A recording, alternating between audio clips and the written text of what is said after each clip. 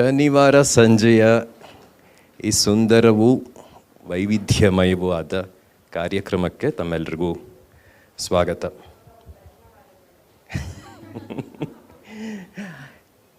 Well, good evening and I welcome all of you to this evening. I thank Sandeep for giving me this opportunity to interact with some of the finest minds in the city of Bengaluru. I'm also thankful to this Designuru platform, which has organized this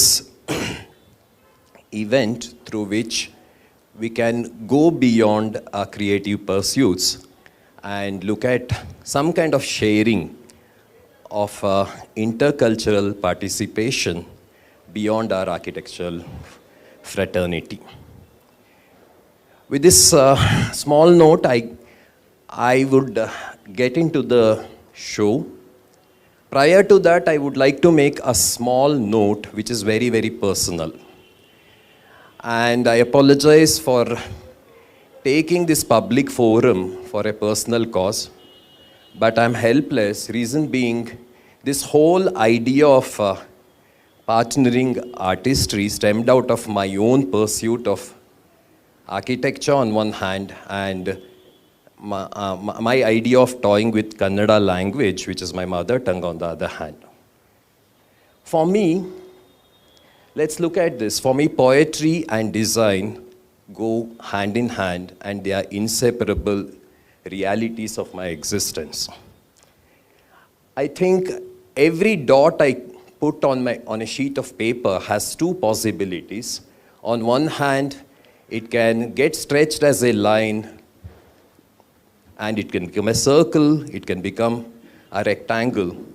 And for we architects, all of us know that a point is a column, line is a wall, and any circle or a square or any of those things, these shapes become spaces. On the other hand, the same dot can possibly become an alphabet. It can become a letter. Letters come together to form words, words come together to form sentences, phrases, then metaphorical investments happen and poetry takes birth. So, having said that, let's get to this. This is one of my pieces of poetry, and it reads, Illi Mahatma Gandhi Ondu Raste, Ashoka Chalukya Hotelugalu, Anil Kumble happens to be a mere roundabout. That's what it is. Now, when I encounter these lines in architecture, like less is more, or ornament is crime, house is a machine for living in. There are 360 degrees, so why stick to one? Architecture is a dangerous mixture of power and impotence. If less is more, maybe nothing is everything. And many more like this. I find any of this is not less than any poetry. All these sentences and phrases form wonderful poetry to me. At the same time, when I encounter, let's say, Pablo Neruda on one hand, Maya Angelou, or any of these verses, I can't read them out. No one leaves home unless home is the mouth of a shark. Let's look at that. That was Sylvia Plath. This is Rudy Francisco. I sat in a room with nothing in it and realized it was full. This is when I knew I was enough. This is by another person called as Andrew Gibson. Offer your body like a burning building without fire escapes. For me, these lines again are not less than any design. Now let's look at this man's work, Cecil Balmond.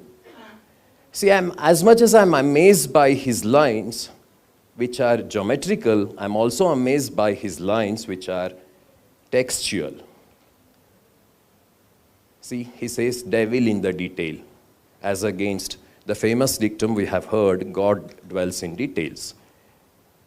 So, poetry on one hand depends on a syllabic meter with rhymes and rhythms and repetition. Architecture again has a spatial grid. The grid which marks, which orders, which measures, which distances, which scales, as well as it has repetition, rhythm, and rhyme. So where's the difference?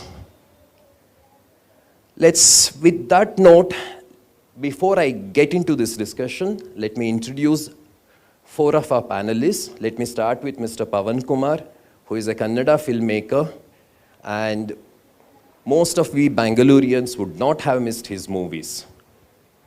Lucia is one of the most noted movies by Mr. Pavan Kumar. Other one is U-Turn.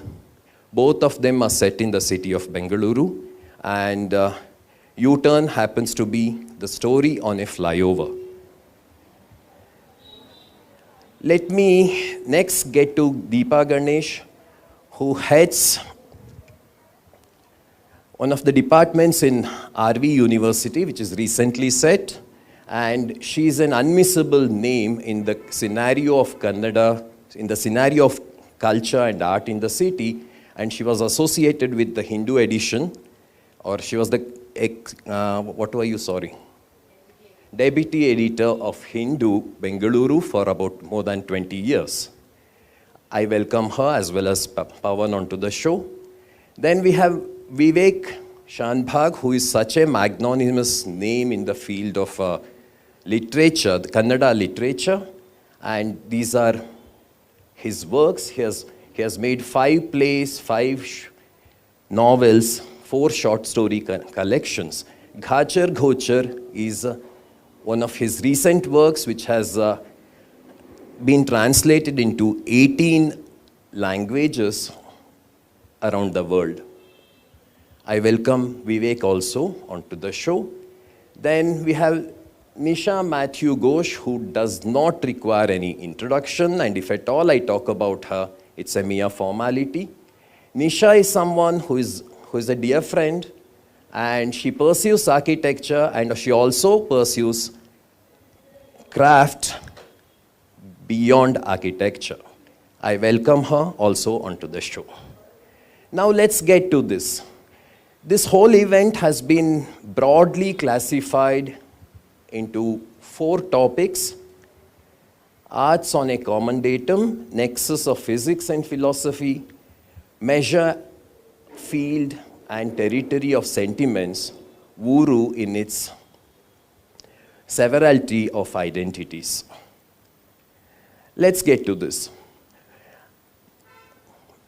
Thinking on aesthetics is not new to us. It is possibly as old as the civilization itself. Across the globe, throughout ages, many thinkers have deliberated their ideas on aesthetics. This particular one is a saying by one Nandikeshwara, who happened to be in the 5th century BC. We all believe in Indian school of aesthetics that it all started with Bharata Muni, who happened to be his disciple, and Nandikeshwara was Bharata Muni's teacher. Now, let's go by this. Wherever our hands go, goes the gaze. Where goes the gaze, poses the mind. Where there is mind, settle down the sentiments. And where the sentiments rule sovereign, rasas arise. ನಮ್ಮ ಕೈಗಳು ಎಲ್ಲಿ ಹೋಗುತ್ತವೆ ಅಲ್ಲಿಗೆ ಮನಸ್ಸು ಹೋಗುತ್ತೆ, ಮನಸ್ಸಿದ್ದಲ್ಲಿ ಭಾವನೆ ಇರುತ್ತೆ, ಭಾವನೆ ಇದ್ದಲ್ಲಿ ರಸ ಹುಟ್ಟುತ್ತೆ. So rasa is an Indian equivalent for the sentiment. Now this particular thing, I guess, describes the entire creative process. This is how we contemplate any design, possibly this is what I feel so. Now let me pose these questions to our panelists. How do they really toy with the idea of conceiving some piece of art? Let me start with Vivek. ನೀವು ಇದಕ್ಕೆ ಏನು ಹೇಳ್ತೀರಿ?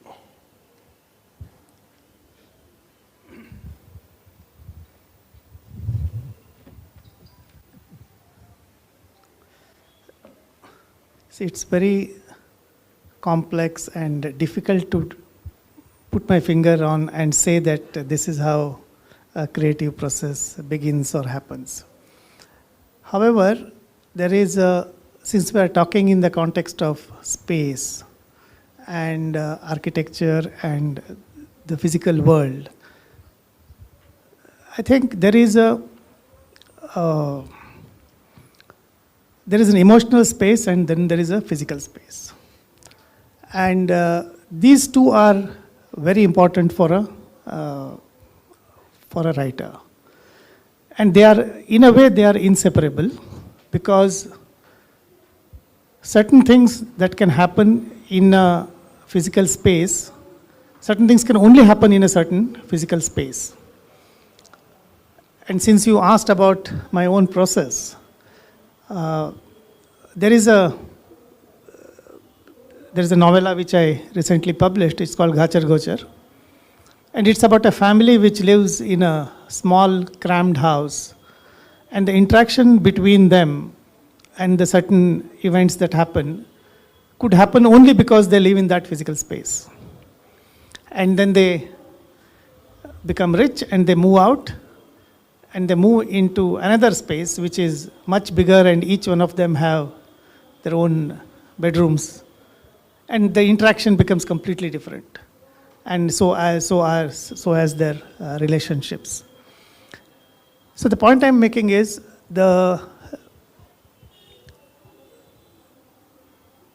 when I conceive, when I see, when I think of a story or a novel, it comes along with that space. It is not that I think of a story and then I say where do I go and place this. It comes together. It is never separate. And that is because as an artist, see, we make use of everything. Though I work only with words, there is also some kind of a word play that I do, so that I make use of, basically I make use of all five senses in a way. So there is a response to a sound, there is a response to the space, there is a response to color, light, and everything. So when I write, for example, when I write about an incident in a story, I must be, I need to know at what time of the day, what time of the year, and everything about it, because the shadows and the weather and everything has an impact, because all this together creates that moment, and a writer is always looking out for that moment. And there are a series of such things, and like how you build brick by brick, an artist also build these things brick by brick, and that's what I can say to start with. I don't know if I have responded to the question. But do you think various art forms, including architecture, do you think they can share a commonness in the formality of their making? Of course it is, because we are all talking about how we can perceive and understand this world. And when I say world, it means, it's everything. It's a physical world as well as what we don't see. And what we don't see is really more important. And hence it is, as you design, and when you design, as you plan the movement of, or imagine the movement of people in a certain space. So as a writer, when we do this, if I set up a scene in my novel, it is very important to know who is sitting where, who is facing whom. I may not write everything. It's like that iceberg effect. I may show you only 10%, but then I must know everything. I must know 90% of it. What is that character? When we build that character, whether the person What time does he or she gets up, and what are the habits? Do you drink coffee, not drink coffee? How do you smell? Everything is important. We don't write everything. Yeah? If I can get to one specific question. Yeah. Nirvana is one of my favorite stories by you. And the protagonist and the other character, they meet at the airport at Jakarta. Okay. How did this story happen? And what goes beyond? Can you in simple words, short sentences possibly, can you give the gist of it and just explain to us? How does that work?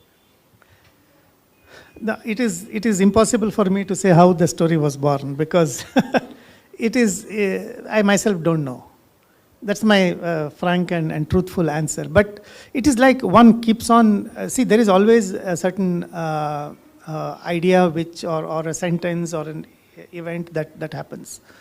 And there is that is a seed that you have. So it's triggered by an incident. See, the seed is like, either it is an incident, or either it's a sentence that you have read somewhere, or it's a thought that comes to you. It is very difficult to say how that seed is. Like for example, in this particular story, I was actually going, if I can, now that you asked, I was going to, I am Lucknow for a lecture. And I got stuck in Delhi airport because there was some problem with weather on that day. And then I met somebody who just wouldn't leave me, and who was something whom I didn't know.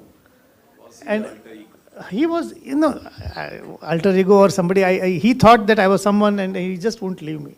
So, and that is how that story started. I mean, something that triggered, that because the whole situation was so absurd. And the whole airport was crowded because all the flights got cancelled.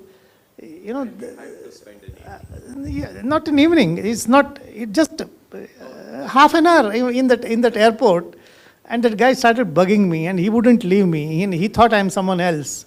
So that is how it started. But then the story is something else. I mean, you know that story. But it is.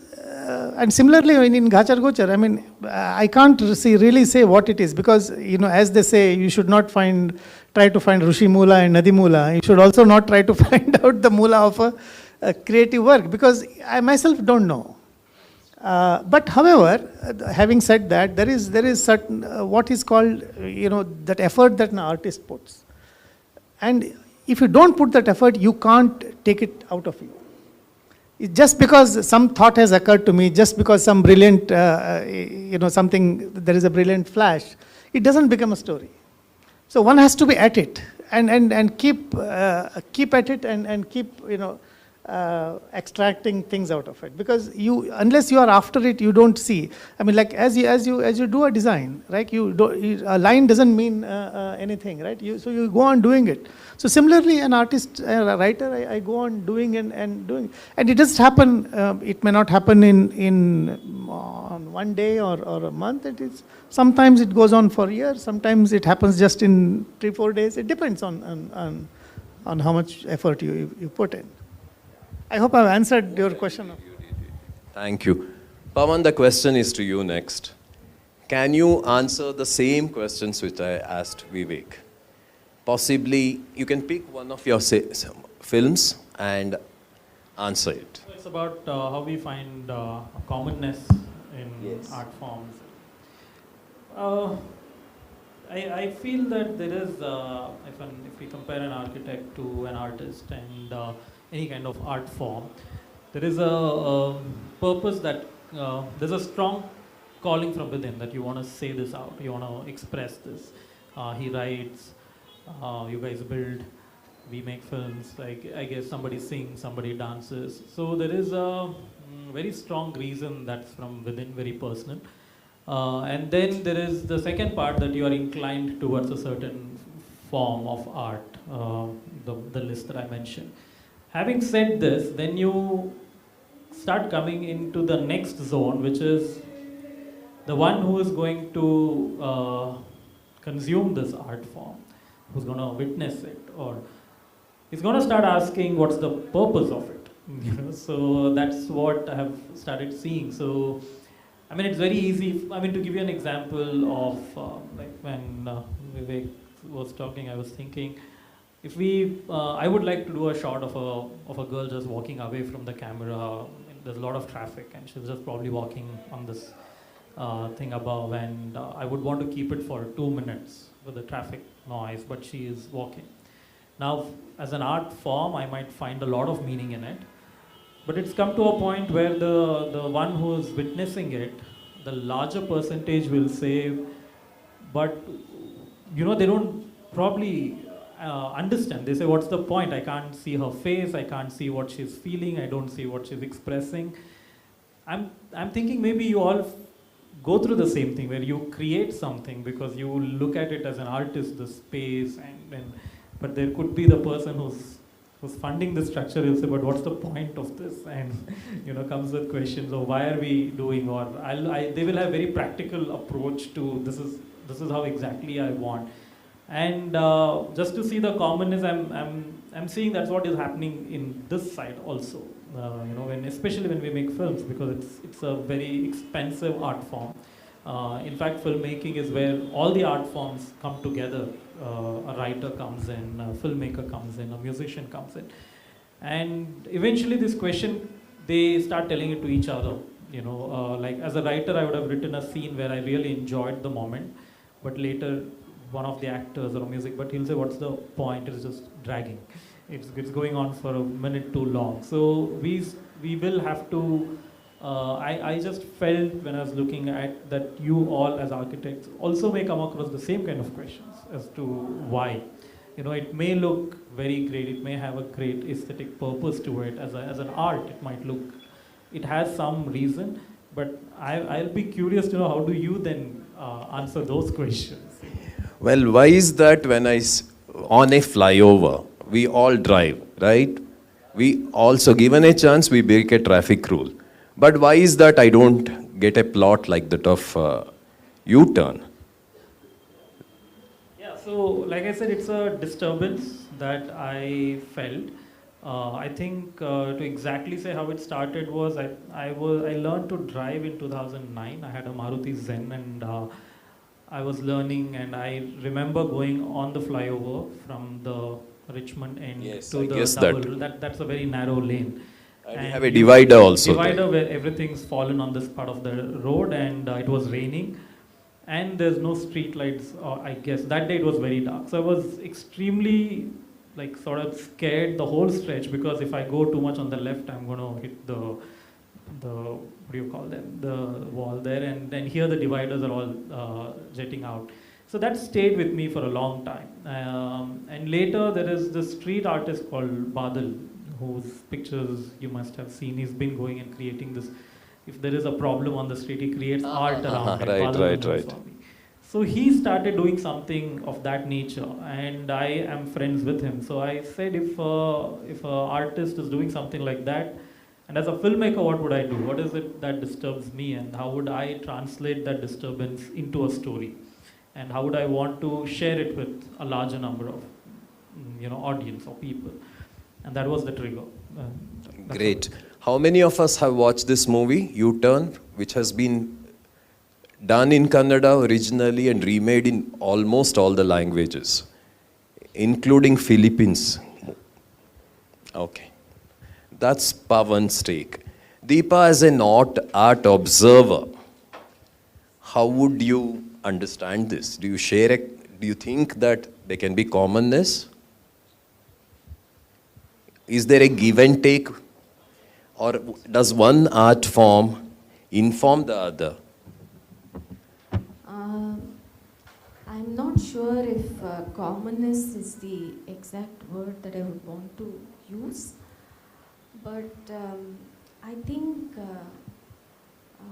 people who are practicing different kinds of art share common concerns.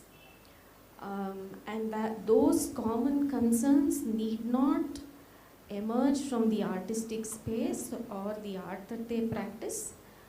It could be from society. Well, I believe that no serious artist can be isolated from the society that he is living in, and art is definitely not born in the ivory tower. So like Pavan and Vivek, all of them shared their experiences. One knows that every artist has his eyes, ears fixed to what's happening around them. We are assimilating, responding, absorbing, and all these various processes reflect in their work of art. And common concerns could emerge from here and translate into their work of art. I'd like to probably give 3 examples, and one is of Laurie Baker, the celebrated architect, and some time ago I happened to read a wonderful book by this person called Atul Diolgaonkar. Is that how one pronounces his name? He's written a wonderful book on Laurie Baker, and it's called Truth in Architecture. And in this book, Atul Diolgaonkar says that Laurie Baker was committed to low-cost housing all his life. And there's one incident that remains with me is that the Archbishop of the Syrian Church in Kerala summons Laurie Baker and asks him if he can design low-cost housing for the people of that rural area. If a house can be built in 3,000 rupees. And Laurie Baker actually takes the offer, and it's beautiful that apparently his philosophy was that there should be harmony. Architecture should be a harmony of a physical space with nature. And he actually constructs a house in 2,750 rupees and returns 250 rupees to the Archbishop of Kerala. So, and this construction was a blend of tradition and modernity, a harmony with nature. These kind of concerns Laurie Baker worked with. If one moves to the realm of cinema, I find that Satyajit Ray kind of operated with these ideas in most of his repertoire. He was constantly kind of examining the negotiations between tradition and modernity, old and new, city and rural space, and what this kind of did to human psyche, human thinking, human relationships. How was it playing out in our everyday lives? And I think a stunning example of that, these concerns is Mahanagar, a film that was made in the 1960s. In fact, I have a clip from the film, and if we have the time, we can play a clip from the film.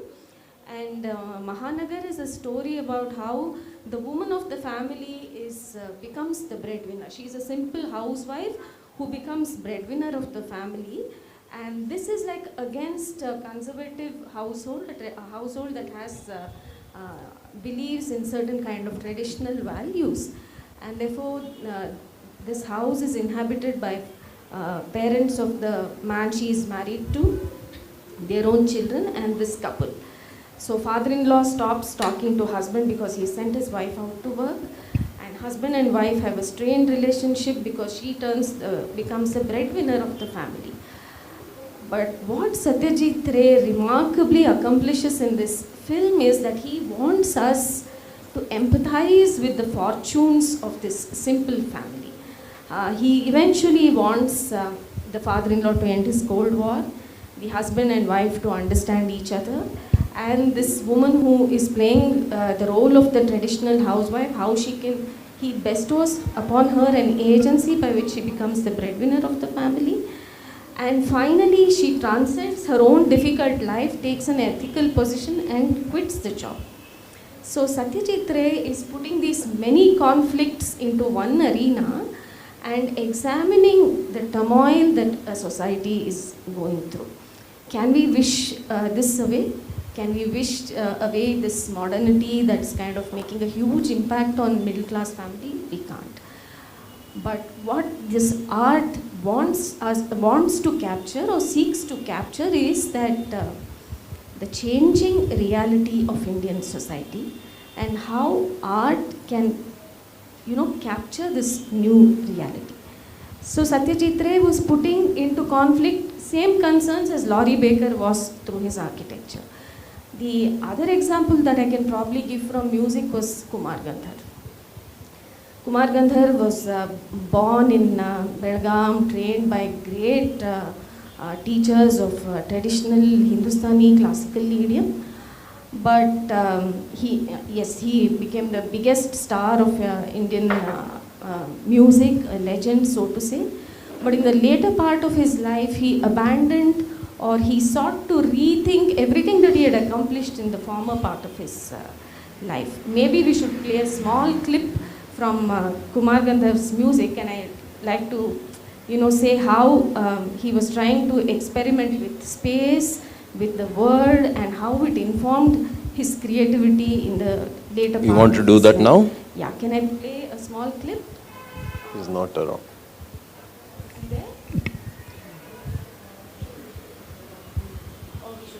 I think we'll do it later. I'll just move on to Nisha. Nisha, as much as I'm interested in your architecture, I'm interested in your art and craft, which goes beyond your mainstream pursuit. And there you assume a role of a collaborator, and you work with communities. You work with ecology and things like that. To begin with, let's talk about your two experiments, what you mentioned, Anna, and Elids. Briefly, you speak about it, then we will get to this, what is displayed on the screen. Right. Thank you, Nagraj. I think these two practices which fall between, ecology, a desire to relook at how we can restore what we're losing, and the experiment with design actually take off from and probably have its incipient birth in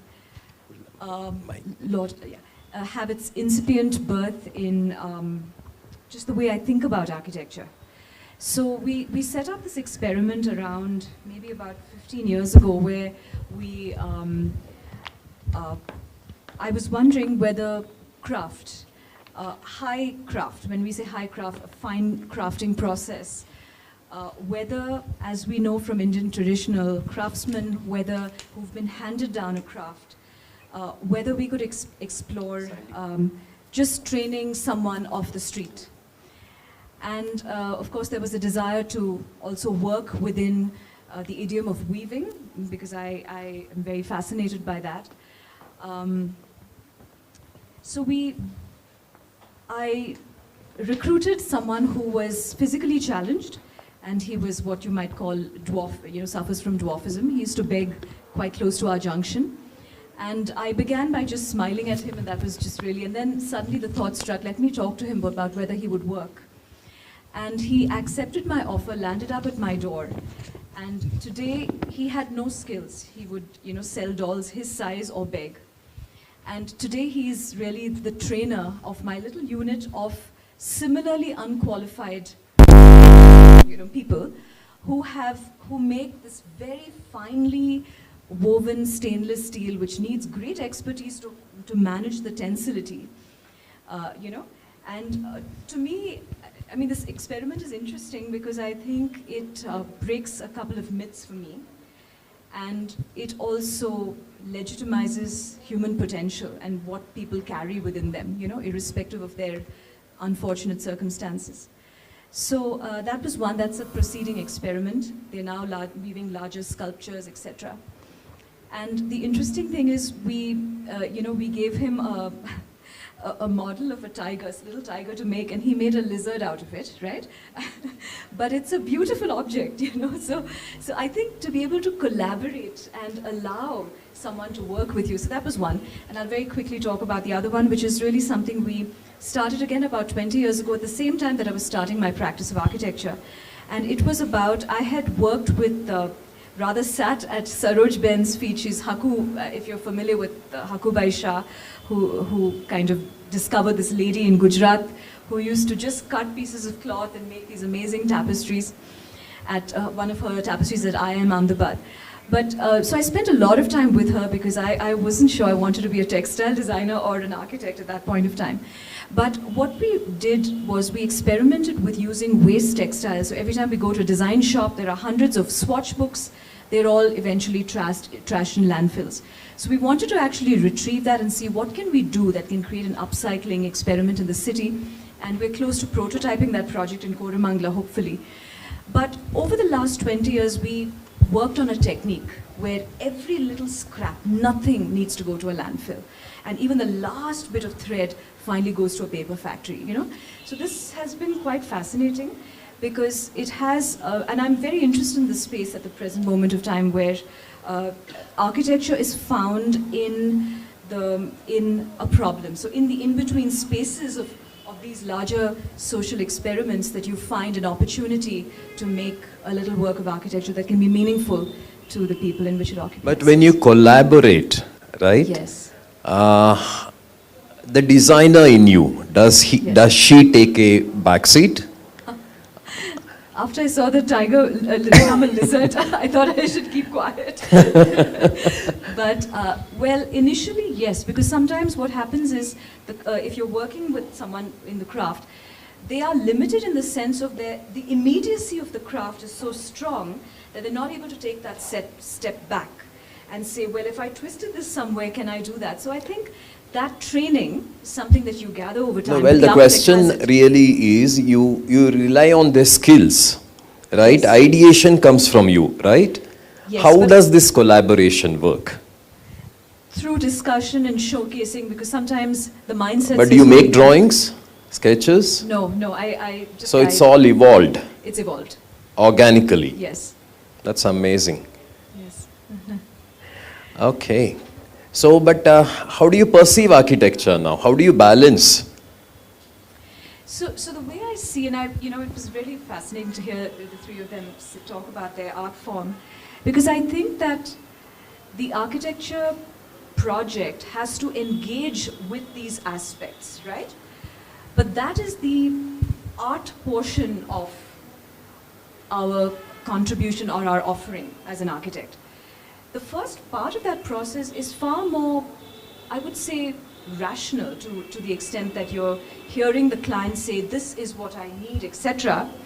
And then you as an architect have to synthesize that in your head through your exposure. And you come to a place of abstraction, actually. You know, where you say, well, he's talking about these things, so maybe he needs something like a courtyard, right? So you come to a level of abstraction, and then this idea kicks in. You know, this idea should kick in, ideally, that, you know, you're thinking, okay, how do I frame it if I'm seeing someone come out and, you know, they're walking down and I see a series of frames, how do I start to engage with that? That's the sculptor part of the architect, you know? So I think the two need to come together, but it doesn't take away from the fact that we don't have such a free license, I would say, as a writer or a filmmaker or a craftsman. We don't have that license because we have to bring coherence to a worldview of someone else. That's very true. So yes. Okay. So when we encounter a client, he comes with a wish list and we transform that into a design brief and we put our own riders on it. We bring in we bring in a notion to attain a higher thought and things like that, right? So artists are much freer, right, when it compared to that. So that's always there. So commissioned projects are always, what do you say, they have this limitation. But let's look at this, which you see, this one is a collaborative art form which happens in the Tulu geographies of northern Kerala and southern coastal Karnataka, where the entire society comes together. Yes. All the communities get together and perform this. This is a spirit worship conventionally, and it is told that it's pre-Aryan in terms of timing. It goes back to pre-Vedic days, and it worked in southern India in parallel with what was happening in up north. And this is a tradition which is still there, and 20th century democracy and profanity made this into an art form. And I find it very amazing how the society collaborates with itself, with its belief systems and the ecology around it. Anyway. Yes, I'm just going to comment on what you said. I think that these form of agreements, communal agreements, are further getting more and more scarce, right? Unless someone really guards it as a community, and I know some communities do that. But how does one create this sort of communal agreement in a city? You know, where your neighbor, you don't know where he's from, Timbuktu, someone else is from somewhere else, you know, especially a city like Bangalore. Even in a traditional area like Malleshwaram, where someone has gone somewhere else, come back, so there are different praxis of thinking about life itself. I think this is fascinating, but can it happen today? I'm wondering, because this in diversity, or can we then intentionally, in diversity, begin to create community, engagements which are in agreement? You're able to create this. In agreement, you're able to create the traditional towns of India. I understand the concept. Yeah, yeah. Let's move on to the next topic, which is physics and philosophy in nexus.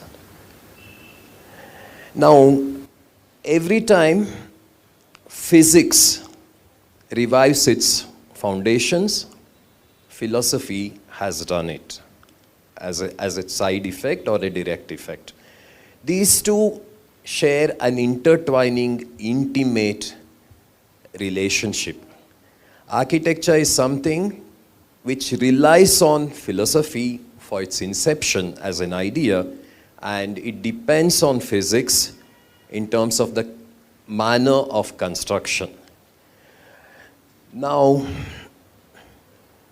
this particular slide says it all, I guess. Between two apples, life has changed.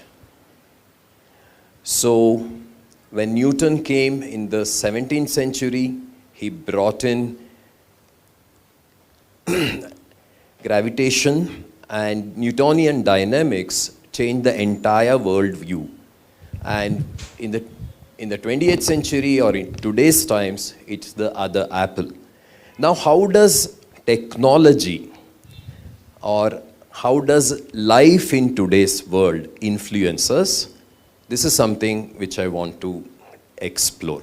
Any one of you can pitch in for this. Shall I start with Pawan?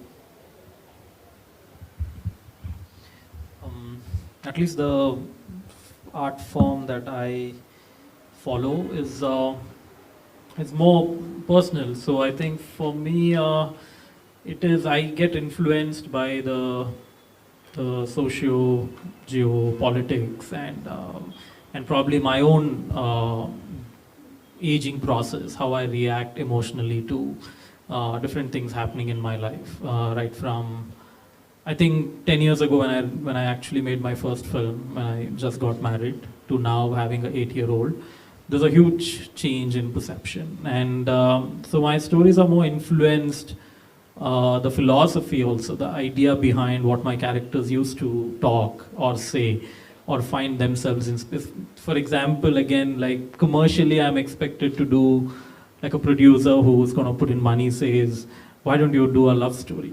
And I say, I'm closer to 40 and I want to do stories which is about a dad and a daughter, or what happens after 10 years in a marriage, or what happens with parents who are older. And they're like, yeah, but your actors don't want to play fathers. Do you have something where they're back in? So my influence is more of practically, this is what I'm given to handle.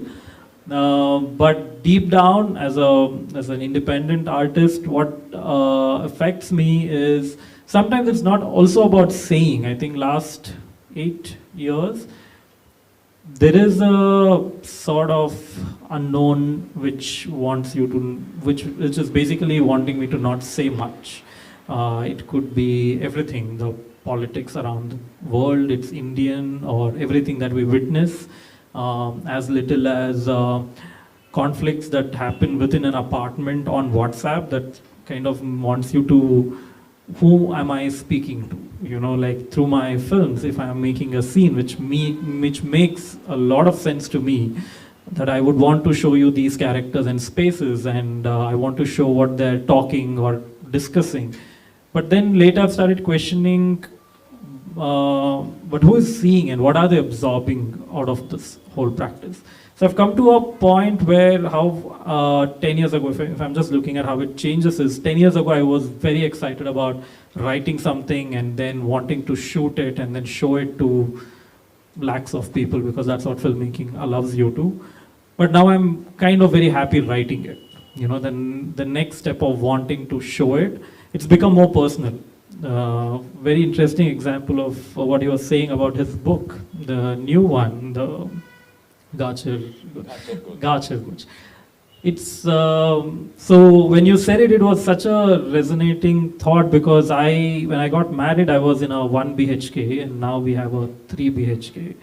And I have observed in 10 years that the fights used to be resolved much sooner, because you are bumping into each other because there are no walls, and you had to speak and figure and finish it.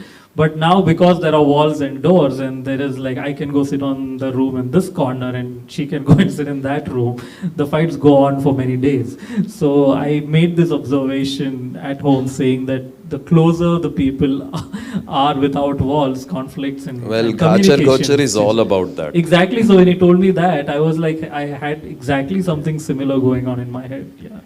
Well, this is for the audience. I think Vivek's Ghachar Ghochar is available in English. I think we all should pick it up. Vivek, how do you want to respond to this? When I spoke about physics and philosophy, you brought in the mention of Thomas Kuhn, right, and his paradigm shift. Yeah, I won't really go into that realm, but if I have to really see what you mean, what physics and philosophy mean to architecture, I think for literature it is politics and technology, I would say. When philosophy and physics itself. Yeah, in a way, because when I say technology, I mean the way literature was formed when we were in the oral tradition, and then to writing, and then to printing, and then on, and where we are today. So the purpose of that, and hence the strategies to write and communicate have been changing. And because, as I said, the aim is to reach out to all 5 senses, right, metaphorically. So that is the positions have been changing, the strategies have been changing. So these two, politics, something I feel is at the very core of writing. Politics in what I mean. So that politics is something which is absolutely essential, and it is, in my view, it is what drives writing. Politics of all kinds, right? Politics of all kinds. Yeah, politics. It's I mean, in a very, very broader sense, and then we see that, and then the technology, and especially in the last 30 years. The pace with which it is developing, it is coming in the way of perception. It is coming in the way of how we perceive time. Because for a writer, when I take you into my book, from the very first sentence, I want to decide the pace of your reading. Okay. Yeah, and I want to really control that pace of reading, and so I space out details. I bring in an event, I bring in a character, I know how to settle a character, what does characterization mean. There are hundreds of things that a writer uses. So it is like you get hold of, bit crude, but then get hold of the mind of the reader. And then I want to hold her hand or his hand and take that person with me and want to show what I see. And I don't want to let that hand go. And which means that there is always a constant tension about time. Right. And the technology has made such an impact on how we experience time. Correct. It's a huge challenge today for a writer. Because whatever you wish, you can see on the screen today. Right. Right? So it means that I have to really show you what you, when you see something, what you don't see on the screen, what is beyond. So that aspect of detail which a writer used to capture the attention and create that time in a work of art has changed. Okay. I just wanted to add when he was saying Yeah. that technology has taken away a beautiful emotion called longing. Yeah. There's no more longing when you write characters because you can just connect. Yeah, absolutely, Then absolutely. The longing has become such a difficult aspect to touch on. Yeah. And also getting lost. When I'm writing some thrillers or something, getting lost is also like, audience will come up with solutions. If you make the characters go around, they'll be like, there is GPS, there are 100 things, there's mobile tracker, right? Well, absolutely, absolutely. So the lost and longing. So longing is such a poetic emotion, right? Today, like I have to just open Instagram to know my ex of 2000 and see her children and everyone. So my problem is that the longing is gone. I'm not anymore feeling sad that we broke up 20 years later. And Well, I have a No, question. it is true because it's a very important observation because, I keep giving this example of love letters. Because you write a letter, there was a time when one wrote a letter and then you wait for days to get a response. It is not just the time. It is. So what it allowed is, it allowed you to imagine, that relationship. Because what is a relationship? It's in your mind. It is not in physical, right?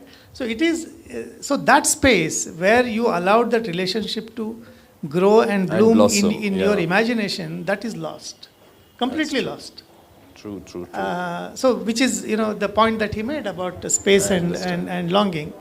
So, sorry, to come back to this, that's politics and technology is what I was trying to say. Right, but Yeah. I just wanted to ask you this because you spoke about, now that we have visual medium, Yeah. we have theater, we have cinema at our fingertips, right? How you as a writer, isn't that visual medium is more privileged than our text? On the other hand, I want to extend this question to you. You also do the screenwriting. So, do you follow the shortcuts because anyway it's going to be visual? Now, can I respond? Yeah, please. See, there is when you write, what is an engagement with the reader? I have to create spaces where the reader can fill in her or his life between my lines. Okay. So what you really do in writing is, it is important what not to show. When I describe a house to you, when I describe a situation to you, it is very important what you don't show. Because if you show everything, there is no space for imagination. If you don't imagine, if you don't allow a reader to imagine, you have lost him or lost her in the very first sentence itself. Mm-hmm. Because that is a continuous engagement that I was talking about. So what you say is you conceal certain things, No, or you I imply conceal things. not because I want to conceal. The conceal it must provoke you. There is no point in concealing if it doesn't provoke you. I must say enough so that you are provoked or you are motivated to put yourself, your own detail into it. If I describe a window, you should feel that it must connect to a window of your childhood or your house or something that must happen, which will not happen in a visual media. It happens in a different way. Okay. It happens in a different way. So that those challenges are different, the skills required there are different. But since you asked me that visual media can show everything, it's not true. I It understand. also conceals certain things. He knows it best. So, so what I'm trying to make the difference between this and where that art meets, where whether the artist working in the visual media or artist working with words, we do the same thing but in a different way. Because otherwise you don't engage the reader or the viewer. You can answer that, but I just want to add one thing. Okay, let's say if I remember Lucia, right? It adjusts between reality and fantasy. You're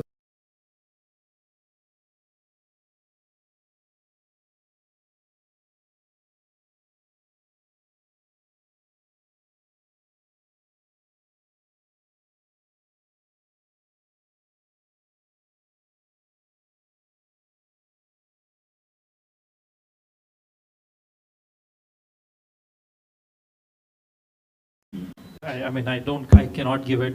For me, it was a very personal film about loneliness, and it was just packaged with all the whole pills and dreams and psychological investigations and all that. But for me, when I look back, the film, the core was a lonely man who just wanted a more engaging life. That is how it started. But just about the difference between writing and the visual media, the first question, for me, I think we have it becomes very black and white. Also, having done theater, when we are on stage, we don't have to describe everything. You could just put a small rectangular, frame, and you can treat it as a window. Is when do you stop as a writer and when you become a director? Is there do you do the roles differently at different points of time, or both happen together concurrently? Yeah, it's been happening together since I don't know when. It thankfully happens together, because the good thing is sometimes I can write a scene from an idea of how I'm going to stage it, where I'm going to see it, the space and time, and accordingly make the characters also. Which means behave. the director informs the writer. It's happened both ways. So there's no. It's only recently that I directed someone else's work. Otherwise, I've always written my own stuff and directed it. But even that, I adapted it very heavily, so made it all. But your earlier works, you didn't direct, but you wrote the script and this. That time, how did it work? No, so considering I was on the set with Yogaraj Bhatt on those films, it was I could see how he's adapting them as a director to. I think in your terms, I would say an architect could be more like a writer, and what do you call them, the ones who are actually building the thing with practical challenges with working with a crew. I don't know if I won't accept that analogy. Because the director eventually, because what I do is when I write a scene, I would have written it at the comfort thinking I'm getting everything.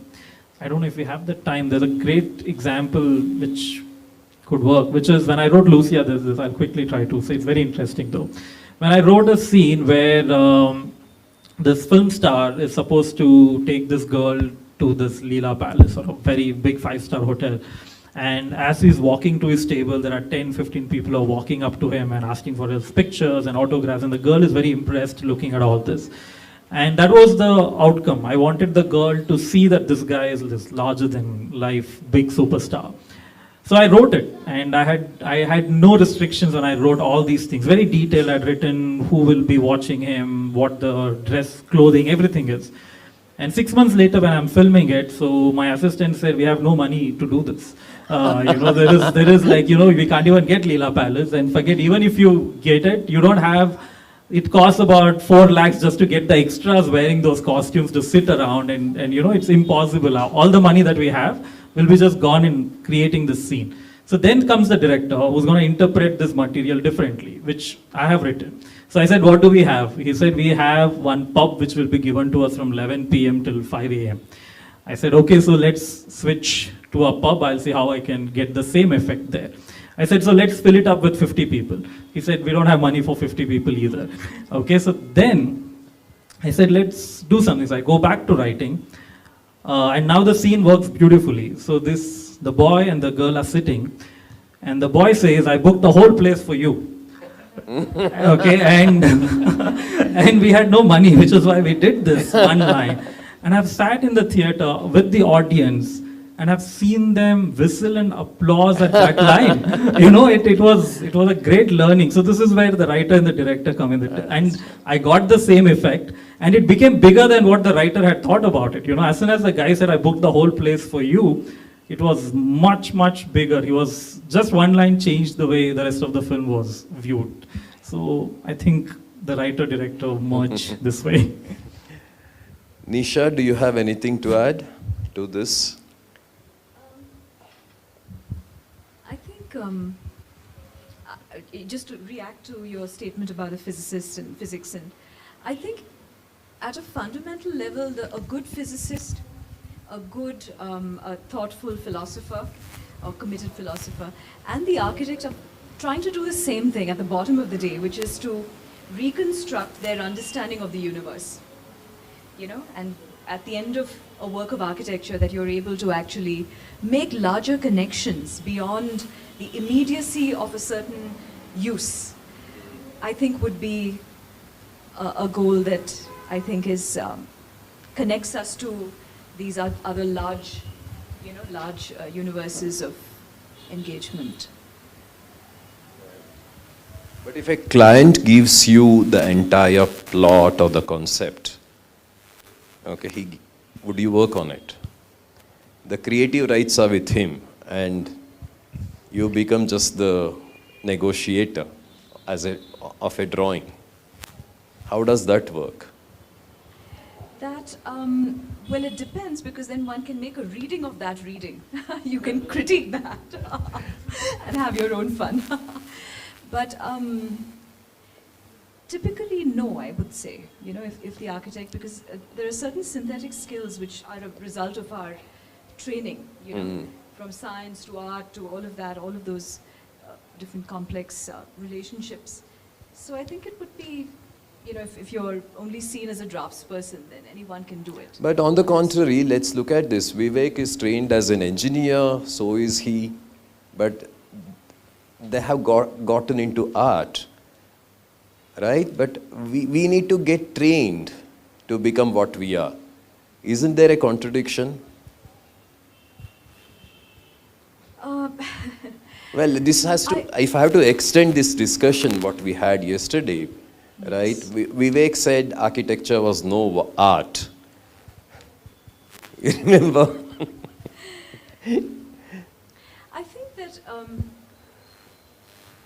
I think at one level there is an intuitive, reaction to situations, right? But I think there's also a language of that particular discipline. And there's something that we need to go deeper into, which they're both doing beautifully, though they were engineers. But so I think even if one moves from some other discipline and starts to explore that, one has to get into the grain of that discipline, because otherwise it remains a very shallow work, So I think that's all one needs to do, to broaden and deepen that whole engagement. But yes, I think, our training does not limit us. Very true. Yeah. Well, you cannot train, a poet cannot be trained. He can be just taught the language. Yes. Right? So is that for us. I cannot teach design. Yeah, I would agree with that, actually. Yeah. Yes. Yes, Deepa? But can I just qualify Yeah, go a ahead, little go bit ahead. more? It doesn't mean then that one should not learn Yeah. or read or broaden one's whole understanding of the domain as it's been handed down to us, right, as the discipline, because that is important. Because there are certain, even if you want to break all those rules, that's fine, but you have to have the depth of understanding to be able to make and break new ground. Very true. So I think that would be the only thing that is, because at the end of the day, at least where an architectural work is concerned, and you do see that kind of work increasingly, that everything looks like a nice, luscious mango, right? But are we able to make deeper readings out of that? Are we able to do what I think one of you mentioned about, yes, I think you mentioned that, Vivek, about being able to leave something to the imagination of the user, where he's able to inhabit those pauses, because we didn't overdo everything, So, yeah. Right.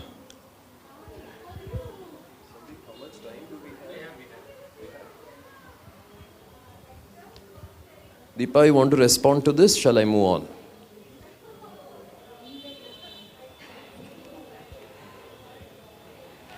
Vivek already mentioned about space, emotional, physical, right? So let's look at space in the light of measure, field, and territory of sentiments. Now I think Pawan should pitch in for this. What does space mean to you? Is it emotional? Is it physical? Is it measurable? Tangible? Intangible? How does an architectural space become a cinematic space? Yeah, I don't have like proper pointers to describe everything, but when we do recce for, say, locations for a certain scene, there is a reason, we have somebody called as these line producers. Okay, so when we say we need a old house, so they list out 10 old houses, and then I would have written old Baswangudi kind of Bangalore house. Or Which maybe means you something. cannot escape architecture. There was Yeah, a of course statement it is. there where it read... No, so what I'm saying is, so they will show me this, we'll spend 2 days visiting all these places, but there'll be just one space which, for some subconscious reason, feels like this is where I see my character. So this is where I see my shots, my frame. For example, in Lucia, the old theater was... I thought it was a set. No, it was. It's sadly a theater which doesn't play the right kind of films, which is right there on the. Yeah, it's a theater which was there and. Somewhere on Mysore Road. No, on the old airport road. Old airport road. Yeah, so it's my assistants found it. We walked in, and that theater felt like it's. I mean, when you see the film, you feel like it's a character because there's so much of emotion attributed to that theater, of what this guy feels. What they collectively, the protagonist and his, the Shankrana, he feels about a theater. So for you, whatever happens to the theater, you feel for it. So we saw maybe 10, 12 different theaters before we got to this one. And maybe those were easier to go and film at. And, but some of everything, this theater was built some 40 years ago. So there's something that's broken, there's something that's falling apart. And it all just felt like this is where I see my space. So for me, yes, the spaces are very important, and I've always liked filming at real spaces rather than actually putting up a set. The set, I feel, gets tailor-made to my requirement, and hence it feels very unreal after a point for me. And whereas when I go into a real space, I organically engage with it. So a corridor, which like in Lucia, there are many shots that I did for montages and all that, which were not really part of the script, but because the space was calling.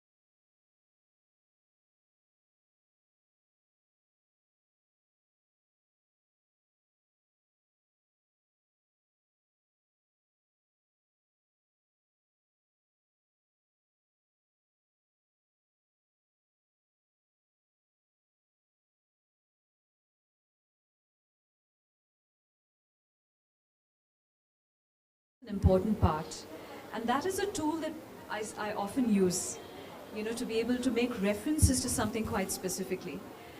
So just to quickly speak about that work, we were really looking at people, because we were showcasing projects that dealt with water and air and energy and all of that.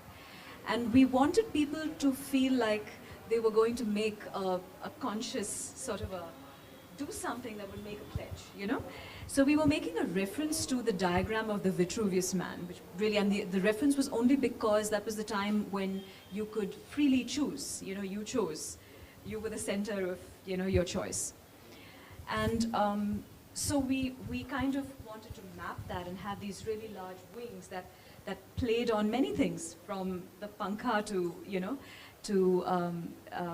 which refer to clean energy, to the idea of wings and flying, and we wanted to bring those little things in those. So they were deliberately chosen, why we used wing and, all of that. Because one was trying to, in the eye of a viewer or someone engaging, you wanted them to kind of pick up on those things. So I think memory becomes a tool to use even if you're talking about space, because it can connect you with an emotional quotient that, Right. So, yes, color, color, the way things happen, the way you take someone through a narrow space and then broaden it up. All of these things have different meanings the way it's put together, and I think we have to be more... So there are associations with which There are we... associations with which one can work, and yeah. And I know your work... How also about the sensoriality of a space? I think it's not sensoriality, again, has to be curated within the intention of that project, So I know we talk about textures and all of that as architects, but I think we have to be able to curate that this particular project might need something so subtle that the texture disappears, or somewhere else you need to see the thick texture of it, like crunchy stones. So I think we need to work in that manner so as to create this tactility of space which can be emotional. Right. Yeah. And I think when it comes to this word corporeal, I mean, what I'm reminded of is that our traditional craftsmen, and everything was measured by parts of your body. Very true. Whether it was a lintel height or it was just the, a doorway. And that is so important, because if you lose that, and we still need to be able to do that, to be able to gauge dimensions by just our body movement through a space, because then the space starts to make sense to someone else in a different way. It's very subtle, but I think it's important to not lose that skill. Right. Deepa, in music, which you pursue quite passionately, right? What's the kind of space that you can endure? Space and music have always been very deeply interconnected. And the evolution of the performance space has always had a very huge impact on music also, in the sense that if you go back 200 years, temple was the space for music, and the social structure of society then, the Devadasis who were practicing music at that point in time, the production and consumption of music in a temple space was very different. But when music shifted its location to the urban center, for instance, when music moved to madrasas, the place where music was performed and consumed, or when music moved to Bombay and Pune as centers where music was disseminated and consumed, music became very, very different. They occupied a concert hall, and technology, intervention of technology happened. And therefore, the production and consumption of music in a concert hall was way too impersonal, and technology was manipulating music. And in fact, there's a very famous saying by Bala Saraswati, who was a legendary dancer. She once, met Rukmini Devi Arundev, the one who set up the Adiyar Kalakshetra, in a conference, and she said, the upper caste women have taken away, our profession, but they've left the art with us. So she meant to say that what was happening on the concert stage was no longer art.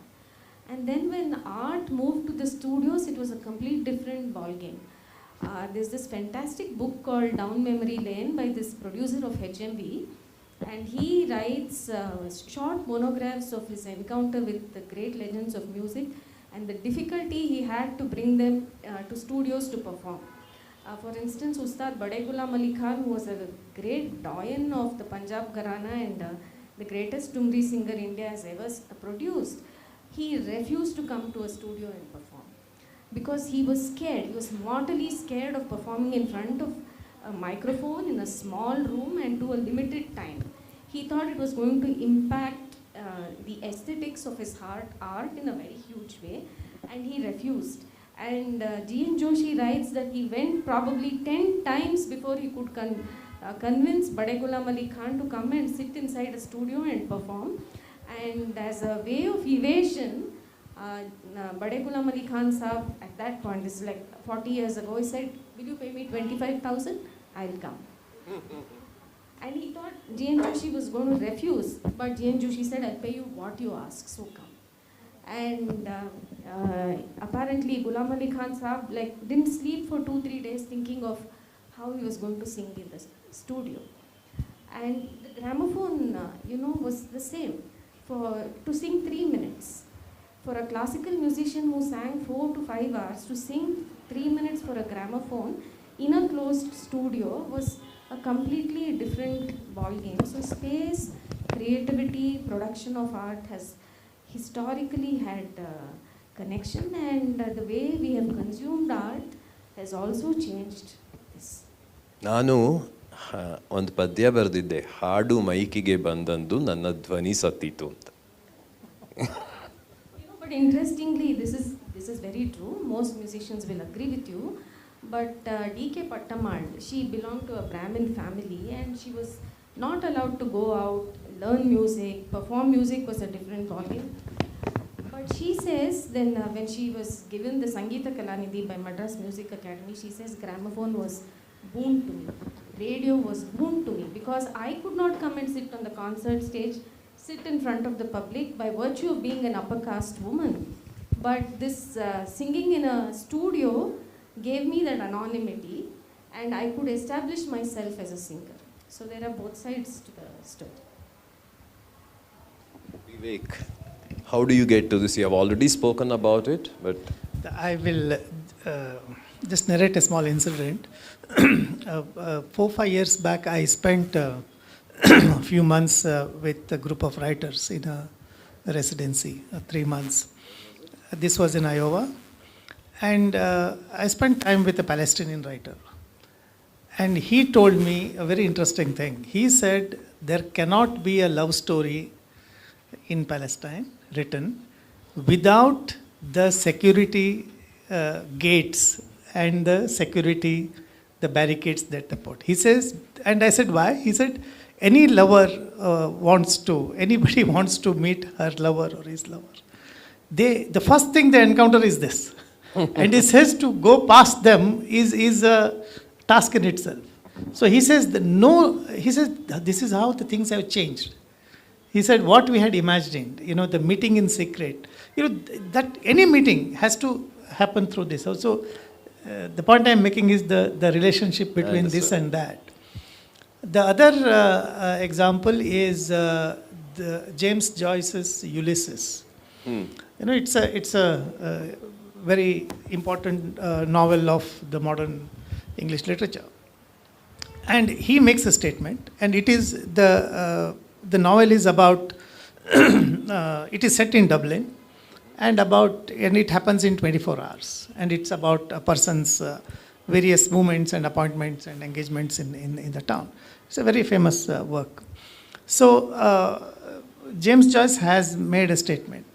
If Berlin were to burn down, you can build it brick by brick using my novel, from my novel. Yeah. So, but he doesn't mean to say that he has described every brick there. What he means to say is, I have captured the soul of the city.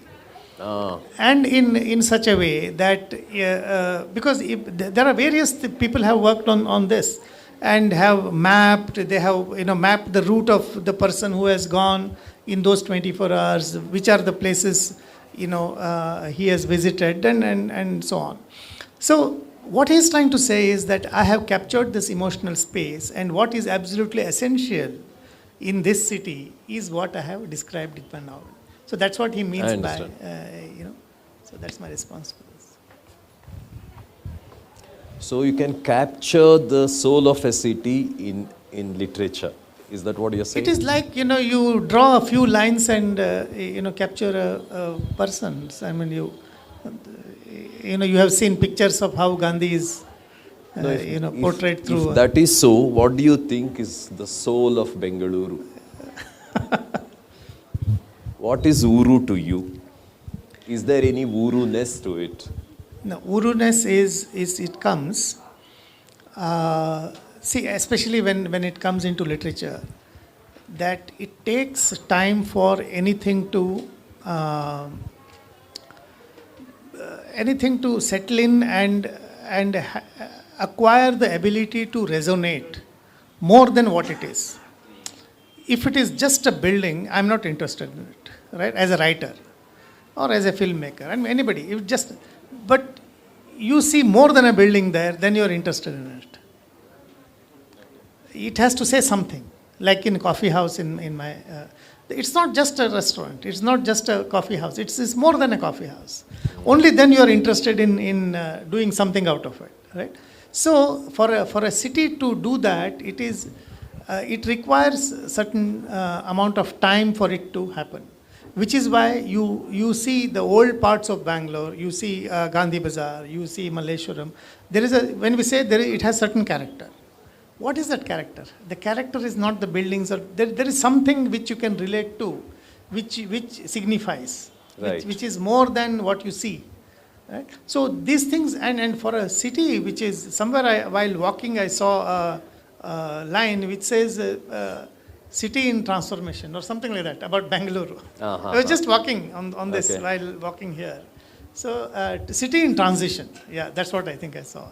So when the city is in transition, it still needs some more time for it to say this is the soul of the city.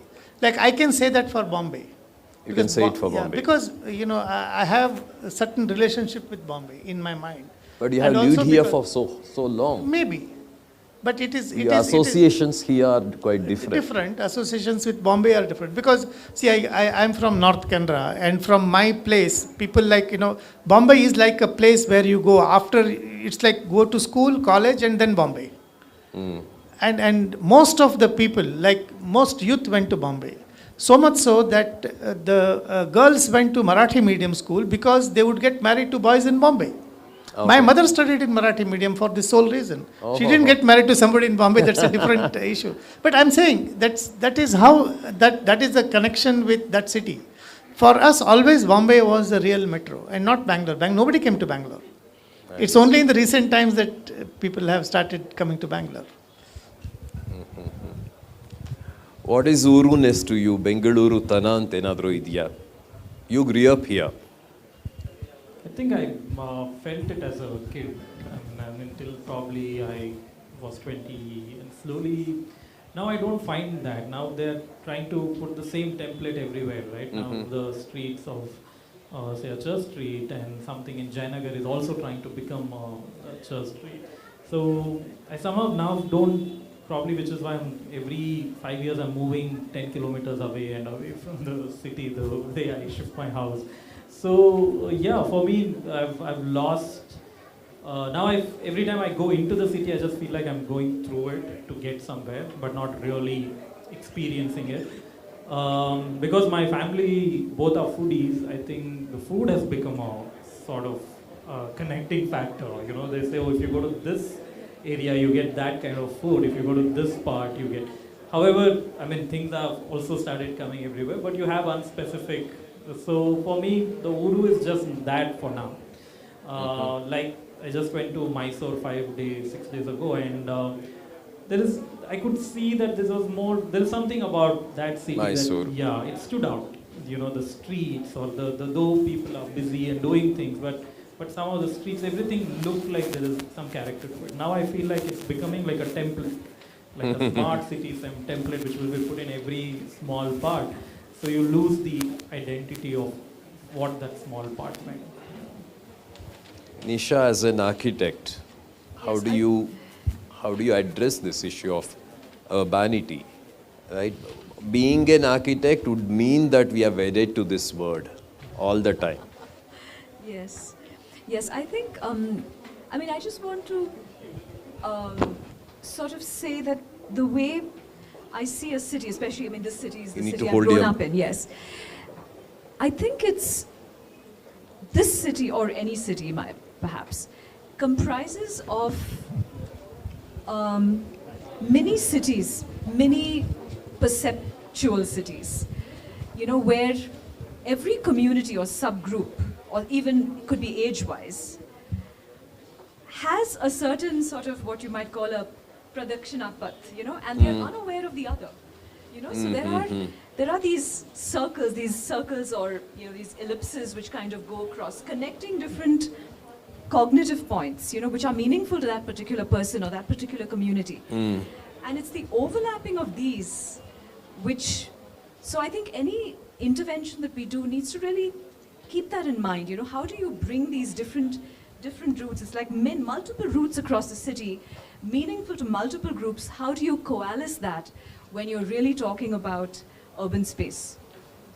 Mm-hmm. And I agree with you. I think that was a very relevant point, that in the whole desire for, you know, nice roads, smart city roads, JNNURM roads, etc., we need to be careful that we don't lose the inherent quality of, let's say, a Malleshwaram or something else, you know, or a Chamrajpet or whatever. And there are there's a colonial Bangalore part which has its own different kind of logic and, you know, spatial logic. And I think that is important. So it's important not to slap a similar system. Template onto it. Yes, that's vital. How much of a Bangalorean are you? Well, I've been here since 1971. Okay. So, and so I'm fully, as far as I'm concerned. Deepa, over to you on the same issue. I am a quintessential Bangalorean, but I no longer feel that the city belongs to me.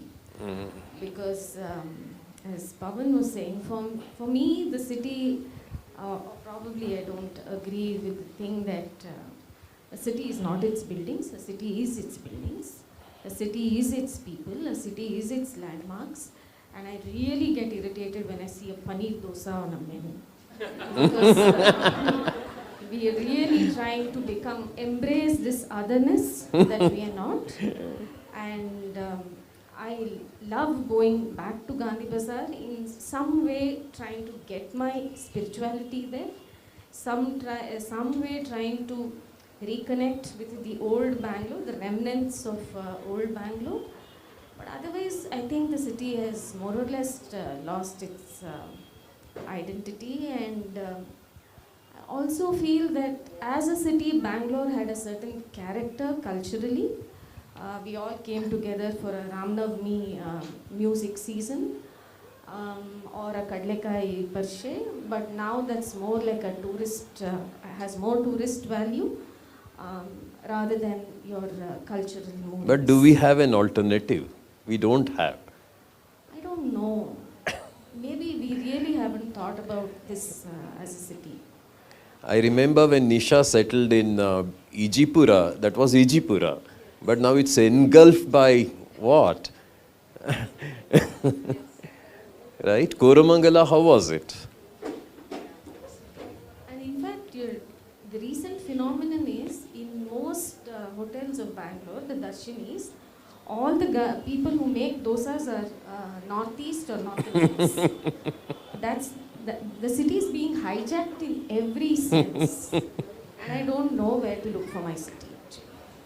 Right. I think we can throw it open. Anyone has questions? I see Bijoy here.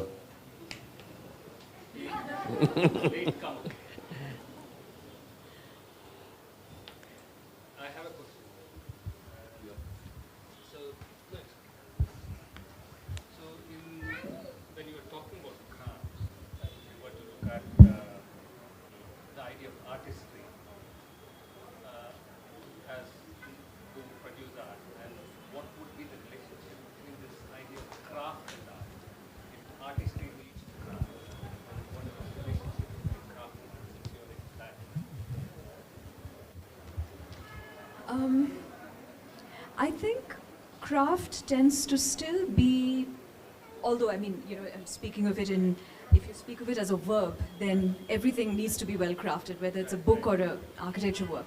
But just speaking of it as an object, then I think craft still tends to be, and will always tend to be, something that's very maker oriented and is well made and comes from a sort of a gharana, so to speak, of, you know, of craftsmen, a certain understood set of rules that creates that object. For instance, if you look at the different kinds of saris there are, right? So I think craft is in that space where it still is an object to be used.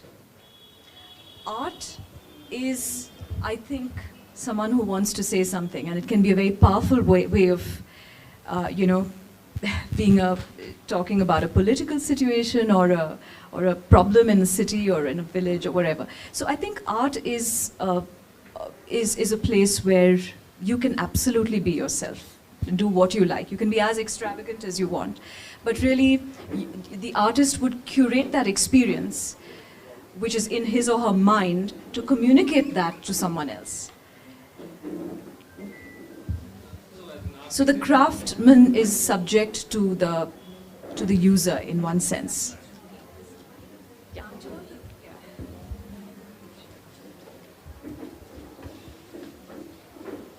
architectural process, design process, is you ideate through drawings, you ideate through sketches, and you ideate through model making and today multimedia as well. How would you see these realms, and do they inform the way you think about what you do in the other space, in terms of not architecture necessarily, but outside architecture? Right, I think that practice still holds good, because if I have to think about something, I still have to draw, you know, and doodle. So I think that process pretty much remains the same. Whatever I do, I'm talking for myself.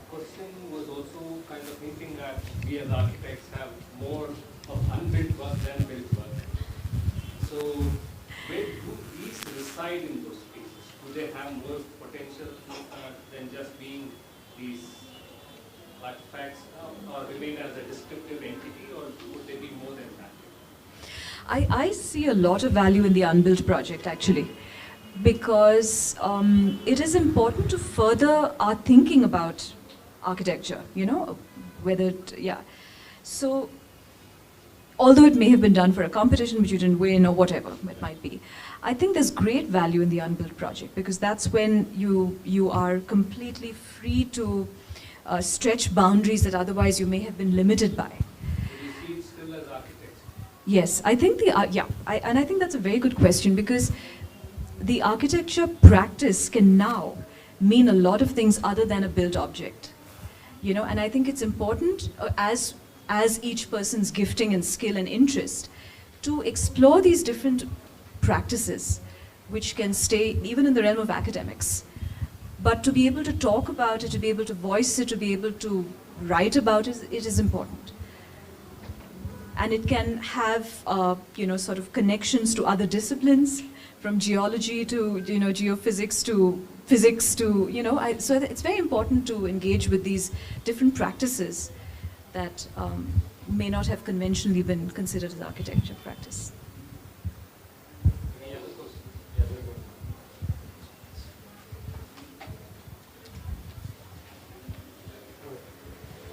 Thanks. My name is Designuru. I have a question about the topic we ended with, and what the essence of Uru is. Do we have a tendency to get a sort of nostalgic and romantic about our memory of Bangalore because we grew up with a certain character of Bangalore? Does that not limit the imagination of what Bangalore should be and how Bangalore is layered over a period of time? Because every Bangalore is, or there's a very interesting book called Bengaluru, Bangalore and Bengaluru, The Imagination and Its Times. And it talks about how Bangalore has been layered one above the other. I mean, you could have been born in the times of Kempegowda and say the colonial Bangalore has trampled over it. And you could then today say that, you know what, that's so romantic, what are we doing now? Do we have this romantic tendency to hold on to our memory and then limit the layers that future generations bring in? I mean, granted, paneer dosa may not be tasty, but why not? Who wants to answer this? I just want to quickly address it, and anyone else is free to. I think the fact is that if the different Bangalores that existed, right, from early beginnings, and if we could trace those maps, right, very clearly and legitimately, then I think this feeling of great nostalgia would not be there, because then we're engaging with our history. It's not been erased. The problem today is that all of these layers have been quite comfortably erased. So we're seeing a big amalgam. We're desperately trying to figure, okay, what was the original Bangalore? Where is the one remnant left? Where can I get original food? What is original Bangalore? I mean, before we got a bit Yes. about, there was no Bangalore. I mean, but Yes, but original at Bangalore what point is do you put a pin and say that's original? every layer you're talking about Exactly. is So equally valid. yeah. Yes. Exactly. I Yes. mean, which is why I think Yes. the idea is very romantic, but I think it shouldn't be so limiting that we want to preserve something because it's our memory of it. Would You want to respond to it? No, I don't think she said she wants to preserve. The point she made is about the traceability of it, whether how far you can go and trace. And it is true, see, it is like, how you place yourself in a tradition. And when I say tradition, as a writer, I would say, where do I stand in literary tradition? So similarly, as an architect, you want to see where do you want to stand in the development of a city.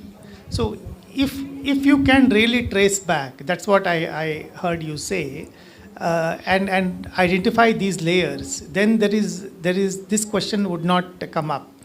The question is that whether when you lay these layers above, is the layer below completely vanishing? And it is true. I mean, your question is very valid. But the point is not that. The point is also about the emotional connectivity. Like, for example, how have we preserved memories? In this morning, I was in another session talking to a Konkani writer. And that memory of people who moved from Goa to Karnataka and then to Kerala, that memory is preserved. That movement happened 400 years ago. But that memory is preserved through the stories that have been passed on to generations. And there are songs, and then there are so many things. So people, those things are still preserved. So is that kind of experience and memory preserved in a city through various acts, buildings? I take your point. That's the point. I'm not That's the contradicting point. that point because I grew up in Bangalore as well, and Bangalore Yeah. used to be a walkable city at that point. Right? And every day I mourn about the fact that I can't walk in Bangalore anymore. Yeah. That essential character of what you related to your neighborhood has disappeared already.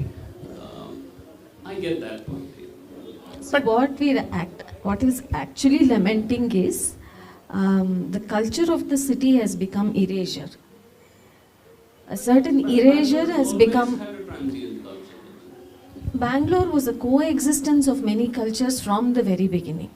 So if you went to East Bangalore, you could find Tamil, Malayalam, everything. If you came to South, there was Telugu and there was Kannada.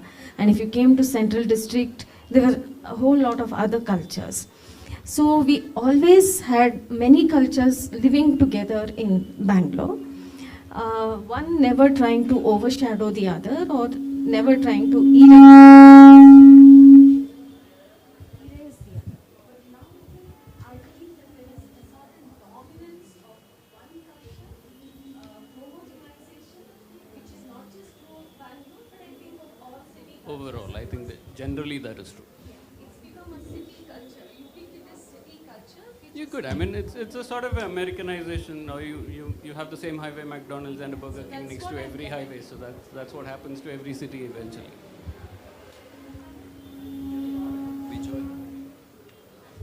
Done? Well, thank you all. It was an amazing session, and it was.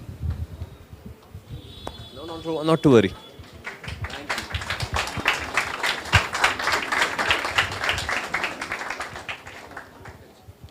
They have some mementos for you guys.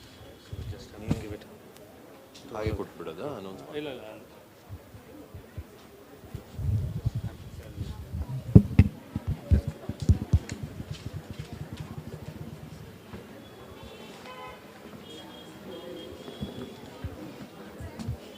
Hello.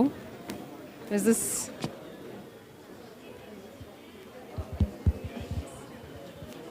Hello.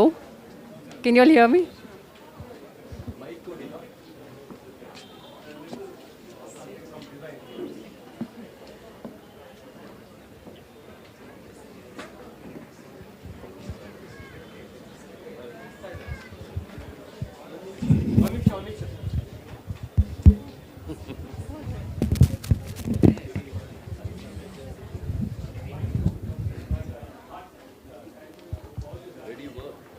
Hello.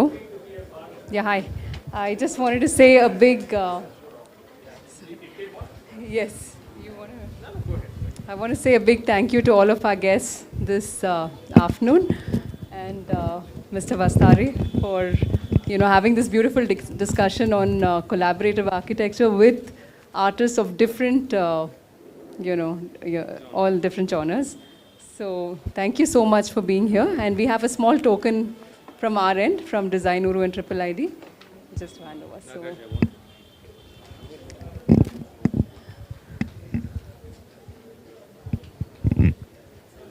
Thank you so much.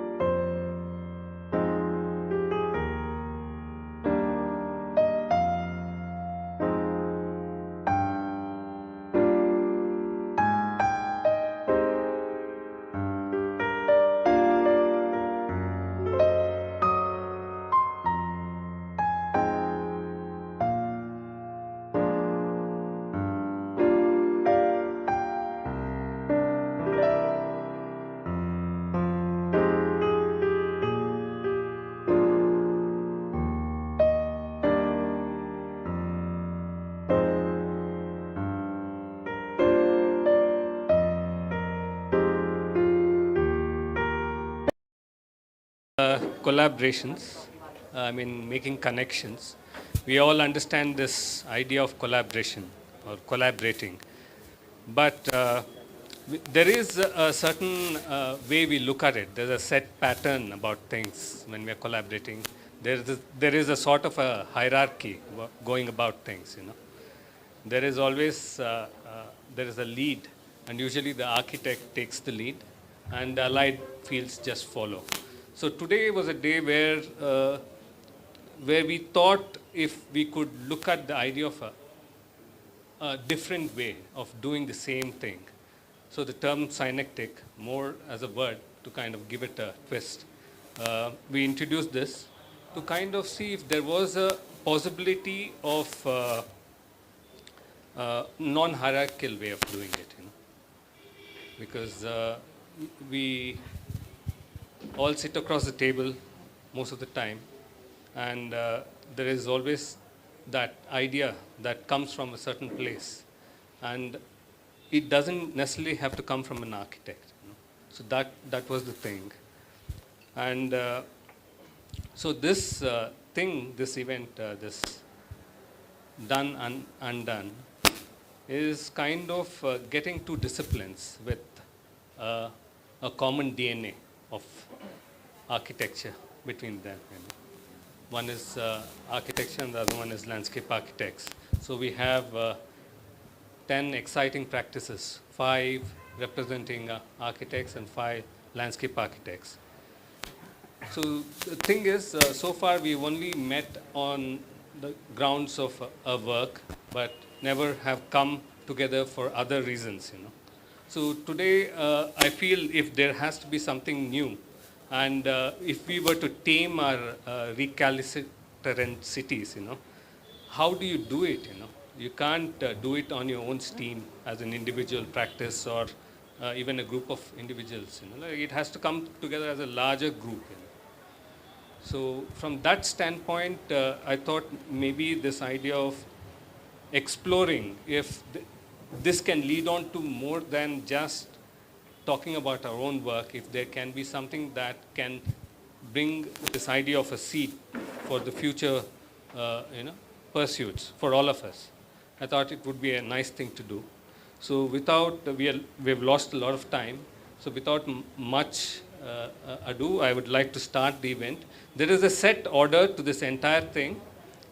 So there's going to be a landscape architect, followed by an architect presenting. And finally, they all come together on the platform here. And there's going to be a dialogue. And there is a system to it as well, where they ask the interdisciplinary kind of a dialogue, where they ask each other questions. And that can get into more maybe a debate where the audience also starts participating in. Okay? Yeah, we'll start with.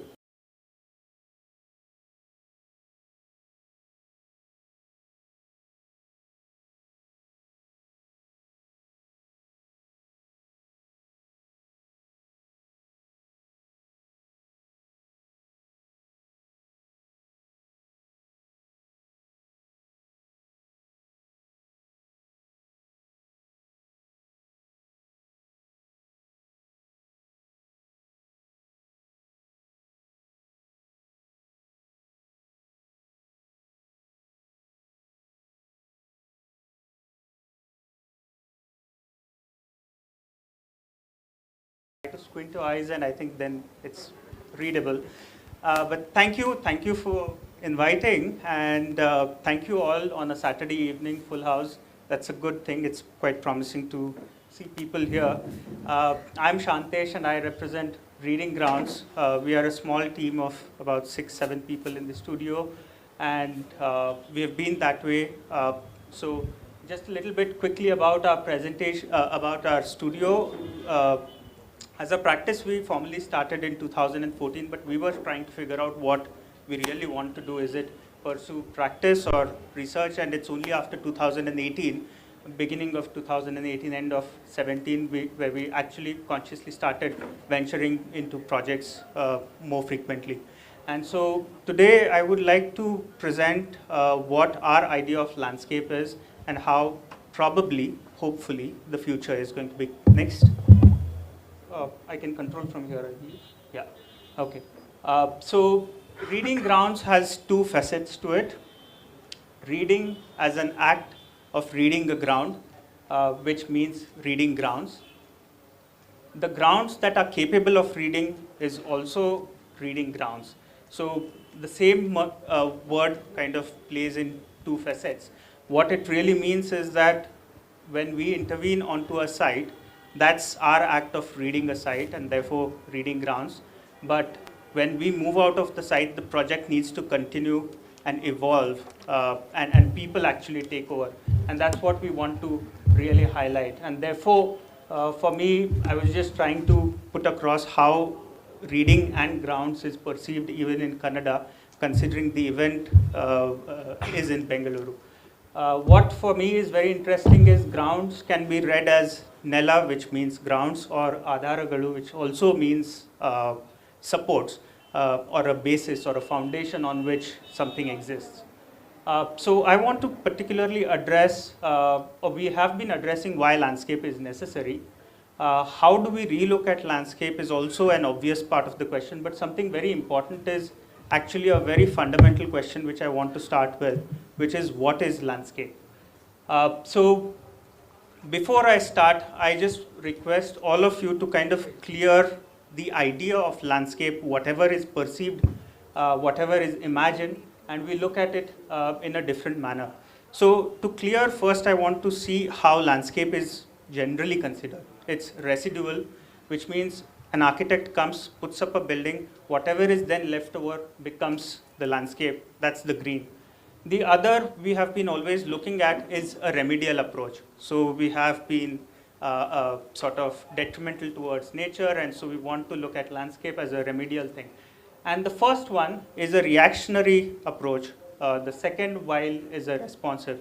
What it means is that the first one is a very shallow, short-sighted vision where we look at revamp, beautification, decoration, and so on and so forth, which we all know.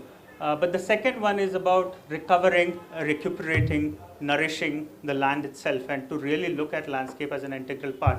But I think there is something more to this than the, just residual and remedial, which is to be reflective.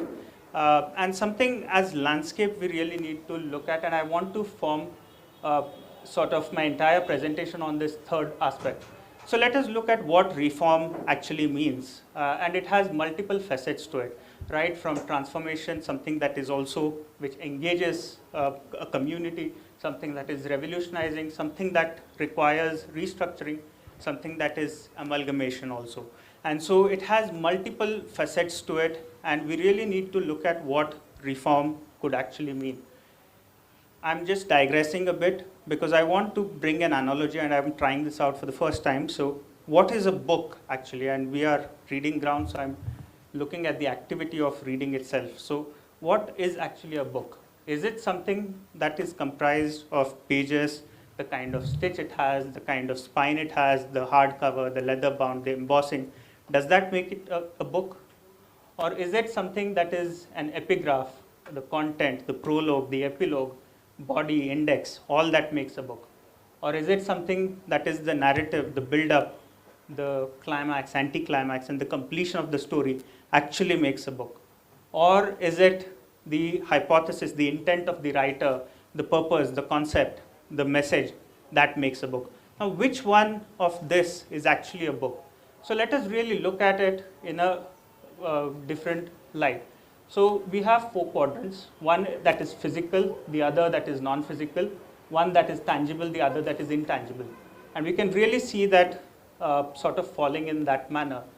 And I wanted to see space in the same light as how we perceive book, because book itself is like a journey, it unravels, it opens itself.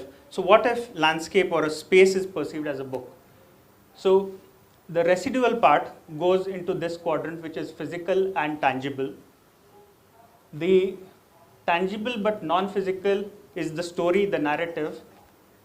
Let me just go back slide.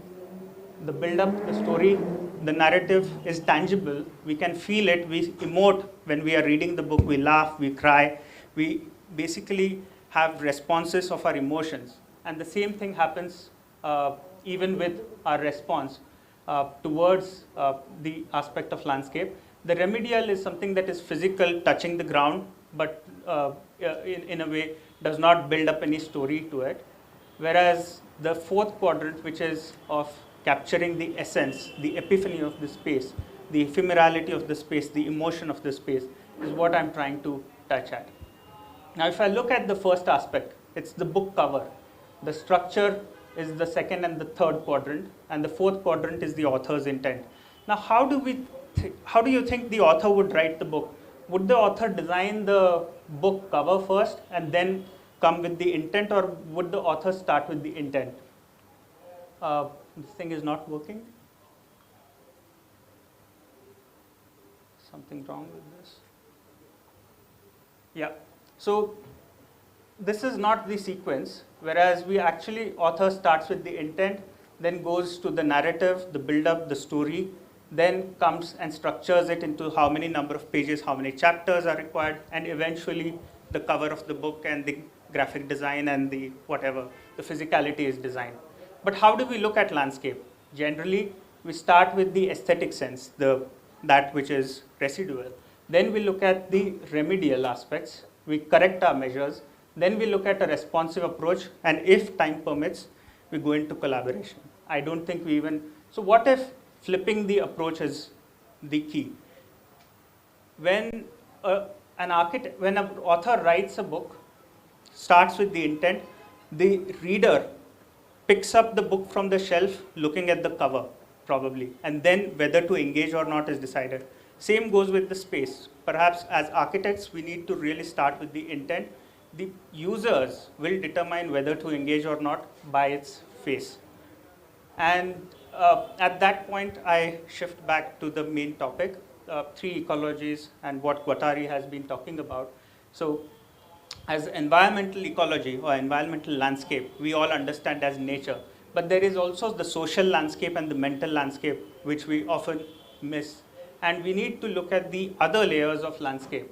So the first aspect, of course, touches ecology, the region, the geology. But then there is culture, community, politics. And then it comes to an individual where there is memory, emotion, association with a certain space that we make. And so Makhag talks about design with nature in a very interesting manner. The book from the late 60s still holds true because it sort of brings an integral part of the land as the backbone or the genesis to start evolving and looking at landscape in a different spirit rather than a response to architecture. But then even architects have been looking at space. So Doshi, in his exhibition in 2014 at NGMA, talks about his entire repository of work as landscape. And what he means perhaps is that the architecture is not defined by the spaces. Now, IIM Bangalore is perhaps the best example where how do you define that corridor? How do you annotate those spaces? Now, sure, the lecture hall and all these spaces have very specific functions, whereas the corridor, the activity, the busyness of that space, which has evolved through decades, is actually the essence of IIM, and we only perceive it through that rather than looking at it as plan. And therefore, to really relook at architecture itself as landscape, something that adapts, something that emotes, something that corresponds to human behavior and works around that, could be a very different way, different spirit of looking at architecture itself. And I'm not saying we should not look at design as an integral part. Of course, it's important. But I think there is a certain way. Now, if this is small to large as a scale of a project, something that is architecture need not be also perceived as builds. Architecture is something that is orchestrated, is sort of higher degree, whereas as the project scale increases, perhaps landscape starts sort of taking over architecture, and we need to really look at that. And so in the context of today's presentation, done, undone, kind of encapsulates both the aspects: built, architecture, manicured, design, orchestrated, structured. They are not related to only architecture. They are both the facets of architecture as well as landscape. And so it goes with this side, where there is fluidness, undefinedness, openness, which can relate to architecture as well as landscape in its essence. So I would like to leave you with this slide where we are really trying to perceive what we, I'm 40 seconds off, but yeah, thank you. So I'm just trying to, we are trying to as a practice really look at this. We are failing miserably, and we are still with each project really trying to perceive what landscape could mean beyond just its remedial and residual responses. What is the recovery of landscape, and how do we really look at landscape in a different spirit is what our journey has been. These are some of the projects which I have just left on the last slide. Thank you very much.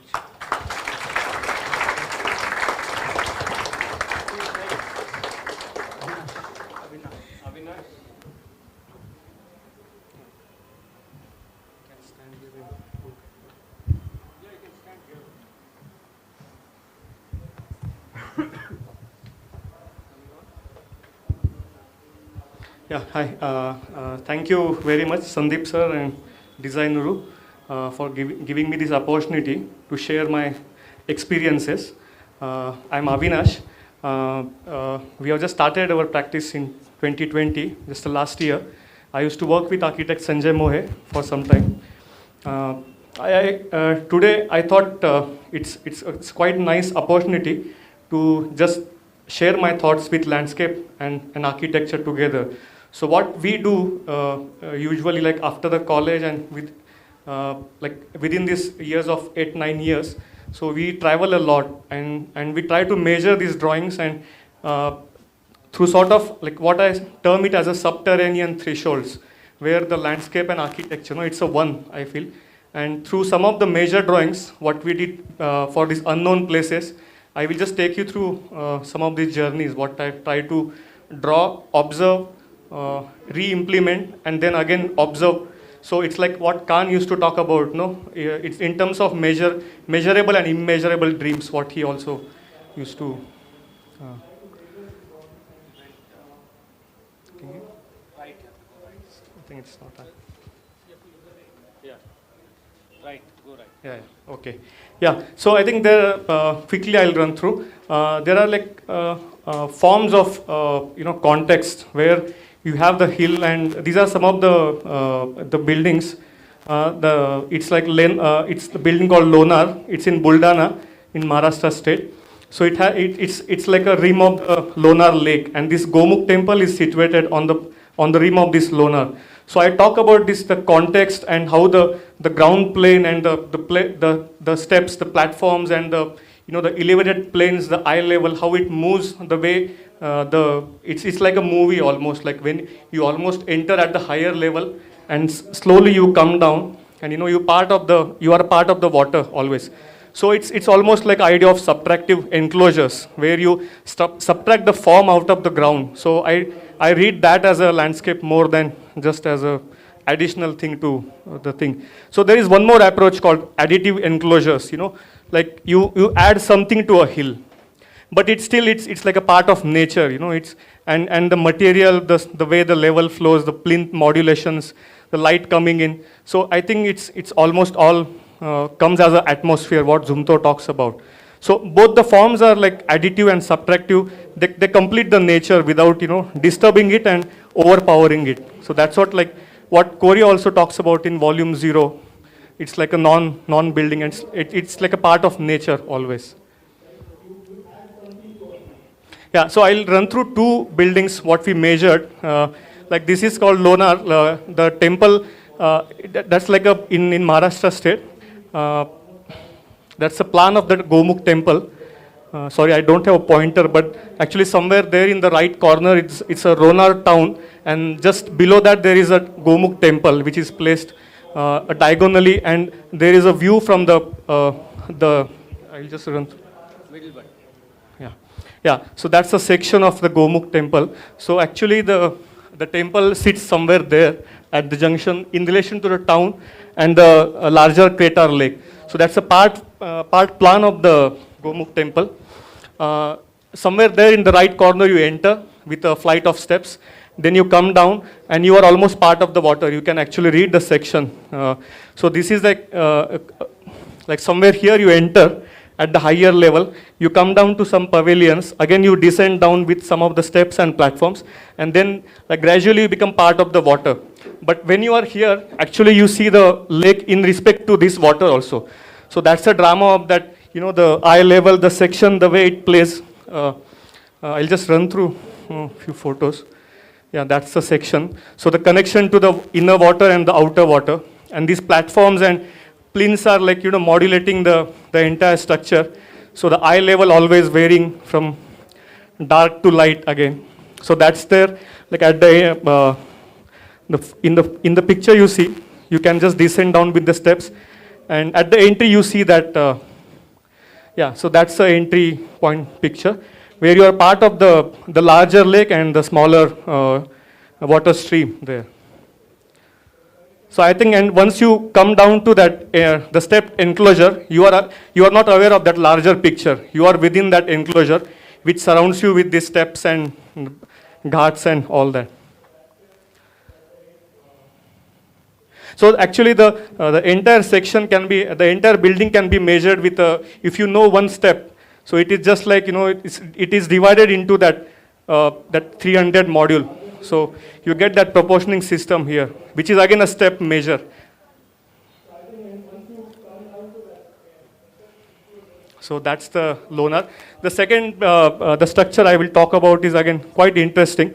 It's called Naldurga Fort in, again, Usmanabad district of Maharashtra. Quite unknown. A lot of people are not aware of this structure again. It's a larger, the Google map shows the larger part of the fort, but there is a interesting moat kind of a structure inside the fort, which is like again built due to the a reason of like security, the enemy invasions and all that. So that's a part of a dam you see somewhere here. So that's a part of a fort, and there is a dam there if you see. So all these higher level water cascades into 3 levels. If you see here, like that's the dam, and it just cascades down as a larger water thing. Oh, sorry. Oh, sorry. Yeah. Yeah, that's the picture of the from higher level. Yeah, that's the dam. What you see from the, you can see both the higher and the lower levels. So what the dam creates is actually it widens a retaining wall of almost like a 14 meter, and it houses a palace within it. Like, you know, and when the water level rises up and down, you get these waterfalls, which happens when the water level is more. And it's like it acts as a summer palace, because especially this part of Maharashtra, Usmanabad, the temperature goes quite high. So they used to have this as a palace of like a summer palace kind of a thing. So we'll just quickly go through the section of that. If you draw a section of that, you could actually see how the palace is hidden within that 14 meter, that retaining wall. Yeah, so that's a elongated section where you actually come down, and then you slowly, like there are like, if you see here, there are these staircases which takes you down. There are a few. The picture is not clear, sorry. But it takes you down, and actually you could see that lower level water from that palace. You could see in the section there. Yeah, so that's the cut section across this. The center one is a king's palace. The left side one is a queen's palace, where you get a hammams actually inside. When the water level rises up, there again you get a water spring inside. Quite a dramatic, but it comes out again a context as a landscape, I feel. But when you enter, the best part of this is like when you enter, you are not aware what is there inside. It slowly unfolds you as you go inside from the dark to light again. Yeah, that's the plan of it. You could actually see now there the 3 buildings hidden within actually. Yeah, that's the the detailed section of the Queen's Palace and some of these meeting halls there. That's the from inside. A very smaller punctures window at the end.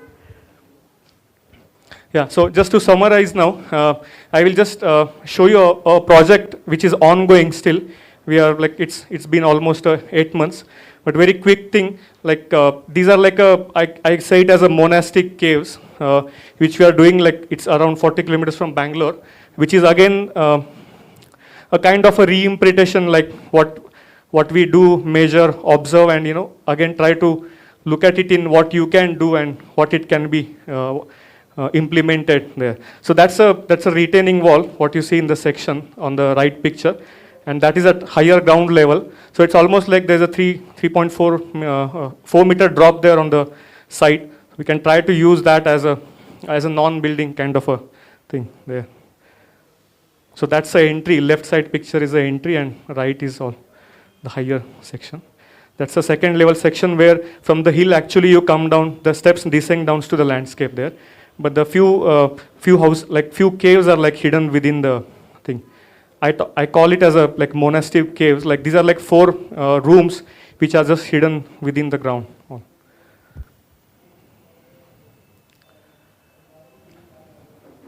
Yeah, some of the internal corridors which are again connected to the like underground tunnels.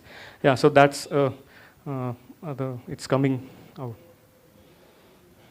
Yeah, thank you. Thanks.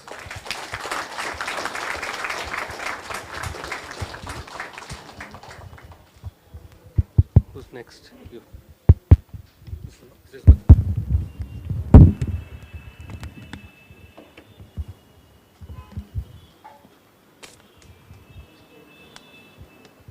Hi, my name is Rahul Paul, and I'm a landscape urbanist by training. Unlike everybody else who will come and speak on this dais, I'm not the founder, principal designer. I'm just the Senapati of a firm called Integrated Design, which is a research-based planning and design practice focused on curating sustainable human habitats. It's headed by Mohan Rao, who's a landscape architect, and Anjali Mohan, who's an urban and regional planner. And established in 1993, I think the focus of the firm has always been on kind of creating a sort of an intersectionality between environment and development. And in that premise, the firm actually looks into exploring and expanding the limits of disciplinary engagement to look at a process that is more inclusive and holistic in nature. And extending this idea of expanding limits of discipline, the talk that I've titled here is very simply says, the many landscape that disturb design fields. And through the design of landscape, or through the idea of landscape, we just kind of roll you down into how there are different versions of landscape that exist, and the most popular and the non-popular ones. So the first one is the landscaper's landscape, because of which we are very fondly known as Malis, because we have to deal with something of the horticultural extent. We deal with the horticultural idea on creating the quintessential, what is the gardens that we kind of inhabit. Extending into this is the most common version of landscape that exists today, which is called the Valmiki's landscape, which is where the architecture defines, builds, frames, directs, dictates the landscape, and that's why you are necessary to put some plumeria trees and things like that to frame the windows. That is the landscape that exists today and is the most common kind of a perception of landscape. Just building on that is a little higher extending of landscape that Shantesh also mentions, and I call it the Makhag's landscape, which is about just elevating and understanding landscape as a synthesis of systems which are layered, which are dynamic. What you're seeing on the left is actually a lithological profile, which is the ground underneath, where you're showing the soil horizons to understand how much water can be held where. And on the right is actually a topographical one, which shows what is the kind of nature of contours and things. And this idea of Makhag's landscapes builds into something that I call the Gandharva landscape, which is the love marriage of architecture and landscape that happens today, where the system of landscape understanding actually doesn't physically integrate architecture and landscape, but morphologically integrates them because it kind of creates a common platform through which architecture and the unbuilt can both be kind of practiced and can be enhanced. Now, on the left is a region in Nagpur where the water systems kind of define how the building and the architecture get responded, and on the left is on the right is actually the delta of the of Calcutta and how the architecture can be kind of shifted and moved within this. Now, once we understand that there is a sort of a relationship of morphology that can happen between architecture and landscape, you try to understand landscape in the idea of what is human habitats. Unfortunately, the word people and culture, when we use with human habitats, only refer to the built environment because the urban designers have kind of taken a lease on it. You know, they don't share it with anybody else. However, the landscape and the unbuilt is actually an impression of how settlements have actually come through and have been kind of performing. Once, if you are tracing on the left the yatra routes of Puri, you will realize it's just not the unbuilt spaces that actually direct which yatra routes are taken, but it's actually the kind of unbuilt environments which have embedded with beliefs. Now, these beliefs are both religion and cultural, and this is, I'm not quoting an architect, this I'm quoting Ramchandra Guha and Madhav Gadgil, who study environment and ecology, where we don't kind of celebrate this unbuilt impressions that cities actually habitat. And because of this, what happens is the focus remains on the built, and thereby the understanding of the people only, and the culture is only retained and resembled to only a smaller portion. And in this kind of a sacred landscape, which was the earlier, there is also what I call as the Asura's landscape. The Asura's landscape is the untold, forgotten, non-spoken, non-narrative versions of how humans have, or habitats have occupied a territory, which is that of the tribal societies and communities, because they are the custodians of the land and the landscape that they inhabit. Their way of movement, their way of day-to-day living is actually governed with the relationship of the forest they kind of inhabit. And once you start to understand these things is when you realize that the landscape that we inhabit today is not merely an object. It's what we call the fissured landscape, which is dependent on a series of flows and dependencies which are both livelihood-based, day-to-day association-based. They are contested, they are constructed by these kind of relationships. However, in the realm of city, we always understand landscapes as objects, and that's why you see these famous lake developments that happen in our city and elsewhere, where just jogging parks and etc. and planting and things like that kind of take over, and nobody really kind of cares about the relationship that is being shown. What is shown here is an understanding of a kere in Bangalore and the kind of dependencies that happen because of that kere with the community that is surrounding it. And that's why we also get this very famous, nowadays I'm seeing this Nala design and things like that is, you know, taken from Seoul and Korea and then applied in other kind of cities. And going forward from this landscape is what I call the Kambar landscape. The reason I chose the name Kambar is simply because it's a version of Ramayana which is only specific to Tamil Nadu. And thereby when landscapes are working in specific contexts and specific ideas, it actually requires very specific interventions. These are interventions which define the absolute security or absolute kind of immediacy of the environment that is there. What you're seeing on screen is a water security development of a settlement in Ranchi, where it was just about how you can create wells and open wells, which is a long forgotten kind of an idea in our society nowadays, and kind of provide that water security and a decentralized security to the community who's residing there. While there is the Kambar landscape, there is also what I called is the Hikayat Seri.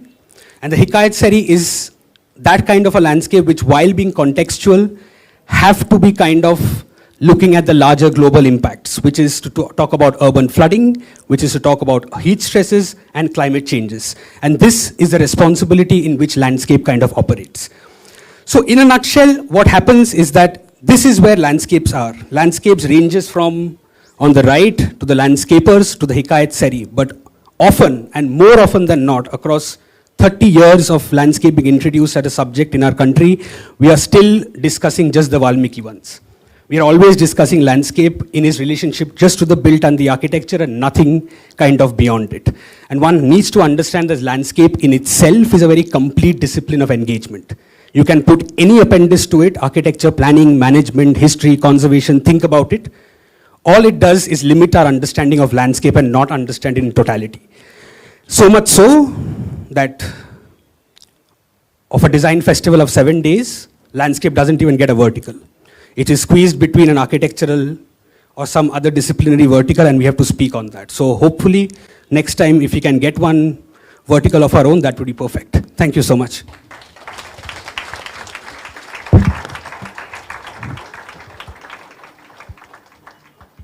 Check.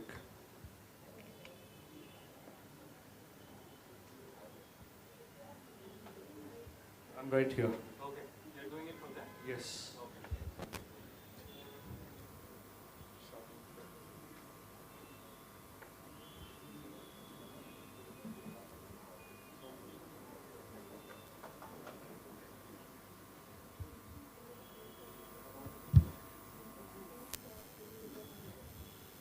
Just waiting for the sound to roll.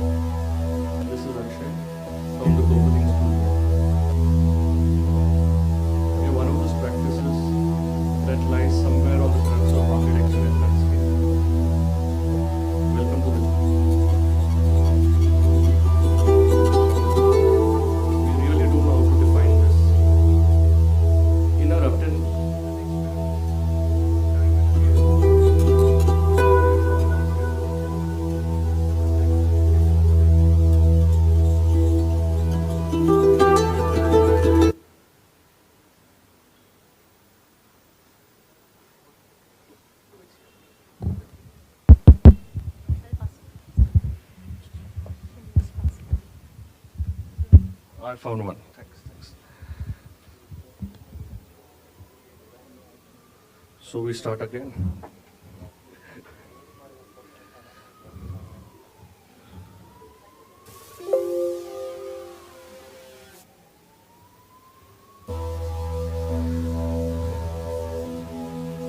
We really don't know how to define this. In our attempts and experiments, time and again, we found ourselves amidst a mist of questions. Are we alone in this? Is it a matter of perspective that defines the lines between architecture and landscape? What began as a determined journey in this process? Does it take its time to reveal itself? Architecture seldom conceived by a single mind or shaped by a single hand. We've always believed in the power of the collective, and our journey is shaped by this intense cross-disciplinary connect. We call it architecture for landscape. Today, in fact, we're completing 10 years, and we've got 10 stories to tell in 10 minutes.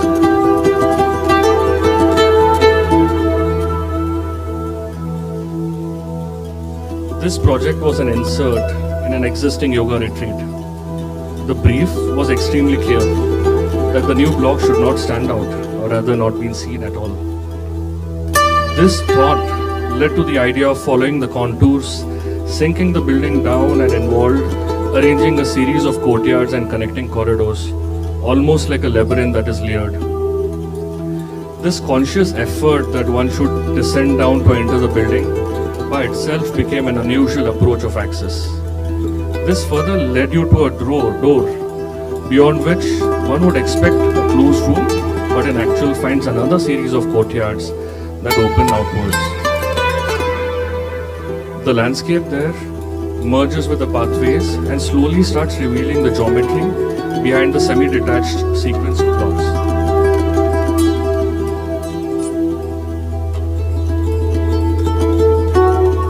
One part of the process of architecture is to envision. The other is to work with a team, the stakeholders, and form a collective. This project was initiated with the idea of condensing the gap between the built and the greens. This also involved retaining the existing trees that defined the edge of the site. The balcony was redefined as a garden deck to hold soil, and each home would have its own private garden at all levels. In fact, to make it even more real, we decided to take a unit there, called it Shunyo, and look to create an inspiring story of simplicity and the esoteric. The place was designed with a clear intent to activate a surrealistic experience that would take our passion for the greens above bare necessities. But unfortunately, when the users began coming in, with a complete lack of interest in its participation, they found every little way to disconnect the relation between man and nature. The new friends that became part of what was once a thriving green balcony was now neatly defined with PVC screens, MS grills and nylon nets. Shunyo still continues to stand there as an honest testament to the initial vision of greens and hopes to change the future in its own way. But here, we were extremely fortunate to have had the opportunity to design the new campus for Srishti School of Design. This being an art school had a very evolved set of people as the end users. Professor Neelkant Chaya and his team and the faculty at Srishti had already put in a huge amount of thought and done a series of workings to develop a very strong brief. The brief spoke of envisioning a campus that actually functions like a neighborhood for 3,500 people and not an institute. The environment of the campus and the architectural language developed had to be based on an appropriate relation with the earth, the sky, the topography and the climate. The existing footprint of the building was broken to create streets, and every house had a heart, centrally located to establish a connect with the earth and the sky. We, being one of the many collaborators in this whole process, had consciously taken a restrained approach to let the process unfold and help the end user in manifesting the imagined vision.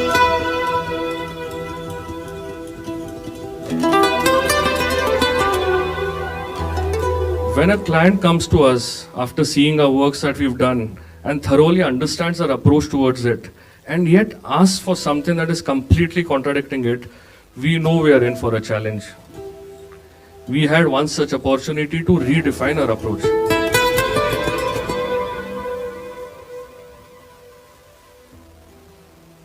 As a practice, a studio is a collective of extremely enthusiastic and passionate individuals, most of them who are here, and who can always be trusted on to produce immense amount of work that adds value. The studio follows a rigorous process of design and exploration, and in this case, the brick screens were detailed out to an extent, each course at a time, especially with the help of models, 3Ds, and we also went to the extent of doing several trials at site to get the actual scale right.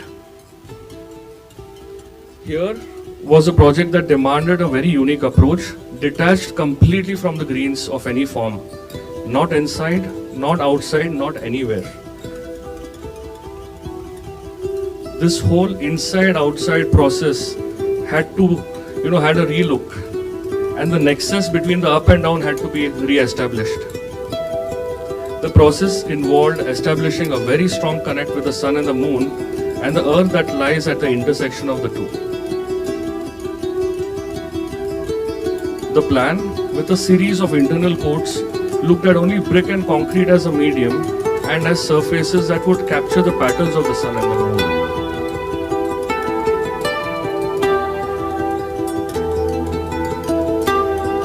It was an invited competition to design an architecture campus at Manipal, and we were humbled by the gesture that a vision for the project was appreciated and accepted to be taken ahead. The site was located at Manipal and had a massive contour drop of 18 meters, and it began to get steeper at the southeast end. A conventional rectangular block comprising of the large chunk of a building, if placed on a contoured site, would cantilever out, creating a lower void like you see here. So the idea of one terrace had to be broken down so that it becomes more accessible. These terraces were in unison to the profile of the land, almost running in parallel, continuing to respect the terrain. But then, there were things that were left out and what we would have called a complete vision. The administrative block that had the largest terrace surface, where we proposed to have an elaborate food garden that would grow and feed the students, food gardens that would also become sources of learning, was not accepted. This ceased to be an idea where they had massive concerns on the typical leakage, maintenance, cost, security, etc. In our understanding, this large isolated terrace garden was something that got questioned and was easily disapproved of, whereas the same thoughts for the step terraces were held in center focus. This was possibly because the step terraces had a direct connect to the studios, and the building form itself was helping to make it happen. It was almost impossible to negate it. Also, these step courts had access from the outer corridors, which made it more interactive and hence thrive. And there was also this nostalgic experience of how architectural studios work.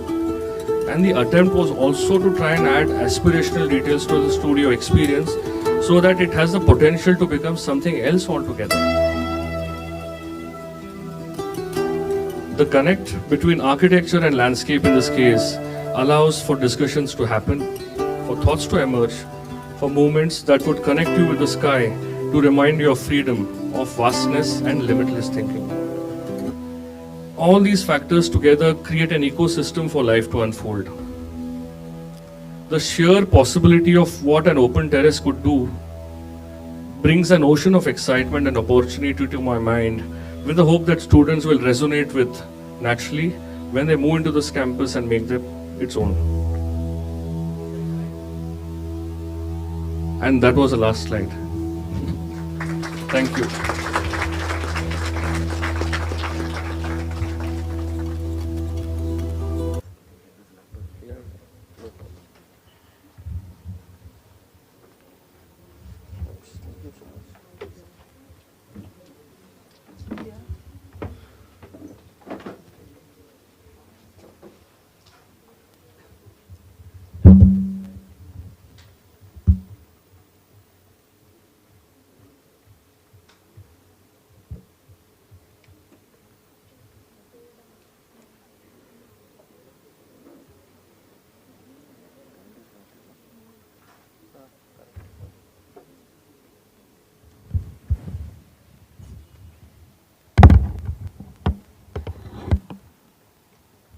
Good evening, everyone. I'm Sudhir, architect presenting EcoInscape. It's my firm. We established in 2009. But I would like to tell you a little bit what happened before that. Before that, I was in full-time academics. Then maybe I just got enough of it. So came to Bangalore and started my own profession. And with note, sorry, I don't know, okay. Yeah, sorry. So with that note, I'll start my presentation. Sorry, there was supposed to be a black background, but it has become white. I don't know for what. Okay, so I'll start with, hello?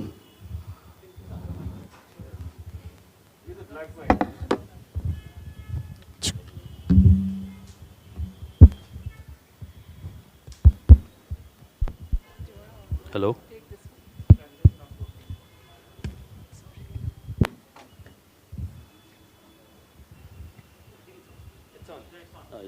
Hello? Yeah. So just I'll start with academic note, considering today's context. Okay, today's context is we are going through this pandemic mode, and we are experiencing something different. Okay, now these images don't need any introduction, but if you see, if you take left side of that, maybe it's done from us as a human race, but if you see the right side, is something undone, which is by nature. Okay, and then that makes me to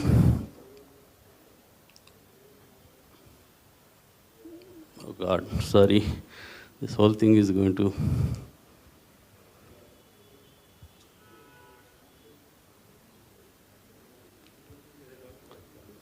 It's getting stuck. Sorry, I'm sorry for all this. Thing. Okay, so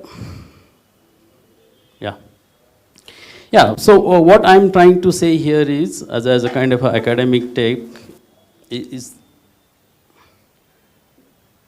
this a moment to relook at our Renaissance mindset? Okay, this is a purely academic take. Let me just.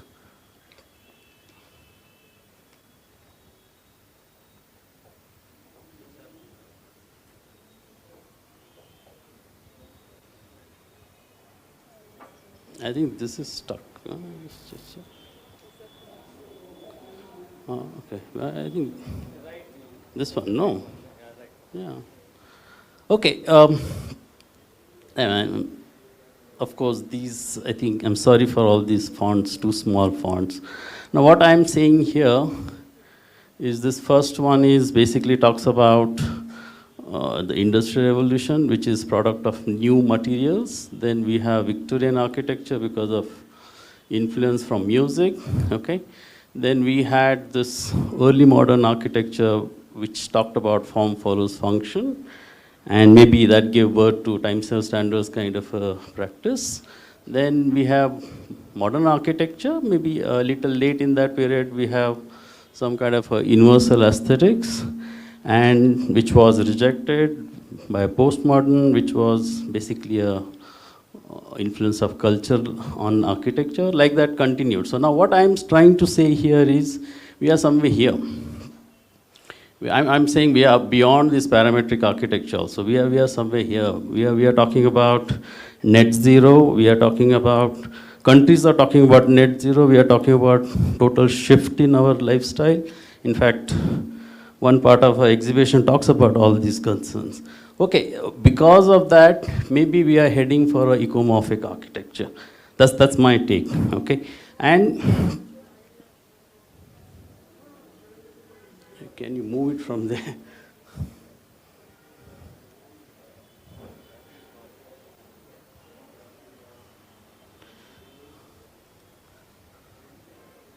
Okay. Somewhere, I think low battery. Yeah, so I mean, I'm not criticizing any of this movement. I mean, each of the movement has given us beautiful piece of art, as Leonardo is here. That, I mean, like the Villa Soe or maybe Nari Gandhi's work, they're the piece of art in itself. But I'm saying this is going to be the new possible future, okay? And then we as a landscape architect cannot do it on our own. It has to be a synchronized effort where you can actually bring in synergies between landscape architecture and the architecture. And in this context of today's world where we are talking about ecology in a kind of a digital lifestyle world where everything is driven by data, and we are talking about some kind of a hybrid world. No traditional barriers are same as they used to be 10 years back. So in the same way, architecture is also going to get challenged. And then that's the new challenge for the entire forum, and how we as a team can come up with some new solutions. Okay, so what I'm trying to tell here is we don't do architecture. It's our conscious effort. We don't do.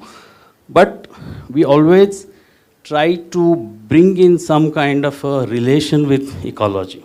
Okay, so, and then this is totally different from the way architecture works. Architecture has program, it has certain requirements, and then maybe certain sizes, blah, blah, all that. Landscape doesn't work like that. The landscape of one project of same typology can be different. And that's not somebody's vision, like what Rahul said, like Valmiki vision. No, it's not that. It is for us, it's part of some kind of a process. Okay, so I just want to demonstrate that, and I'll be presenting 5 projects based on this particular concept of working. Okay, so we actually have 3 aspects. I mean, one is biophilic drivers, which are to do with nature. I mean, Santesh also spoke about that, Rahul also spoke about that. Design with nature, Ian Mecca, all that goes in that green circles. Then sociomorphic drivers, which are basically human needs, where, I mean, and these are human needs from landscape, basically.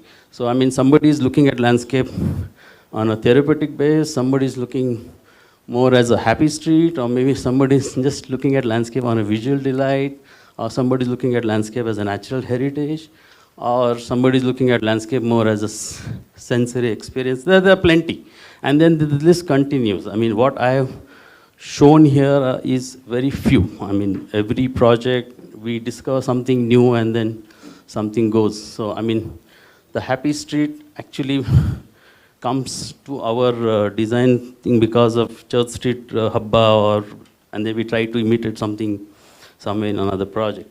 Okay, and then there's another one where you have architectonic drivers. That's maybe where landscape starts behaving as maybe a foreground, background, or maybe connecting element or focal, or very rarely architecture element, or some kind of a visual delight. Yeah, so now as a practicing architect, all these become part of your design process. And what we do, we try to connect these drivers as one experience which becomes our design. Okay, so I'm just showing you one, I mean, this is first example. Now here I'm talking about 2 drivers from biomorphic, which is energy cycle and chemical. Good health from, let's say, from sociomorphic, and then architecture element as a thing. And I'm taking the most controversial element, the glass. The glass is something which is hated and loved also. I mean, we love it because it's transparent. We hate it because it creates this kind of a greenhouse effect. And what can be done as a landscape architect? We introduce, sorry, okay. This is what happens as a kind of a typical glass thing. What we do is we add landscape there. Now, landscape works as a kind of a ecological equation.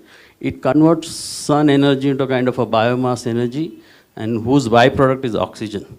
So what you are doing, you are first of all not allowing spaces to heat up, but you are actually converting them into oxygenated spaces, which can be further enhanced by, you know, you can just connect this to your AHU systems, and then that whole thing can be, you know, distributed there. So, I mean, the landscape should not be, as Rahul said, the Valmiki. Okay, this is what I'm trying to tell here.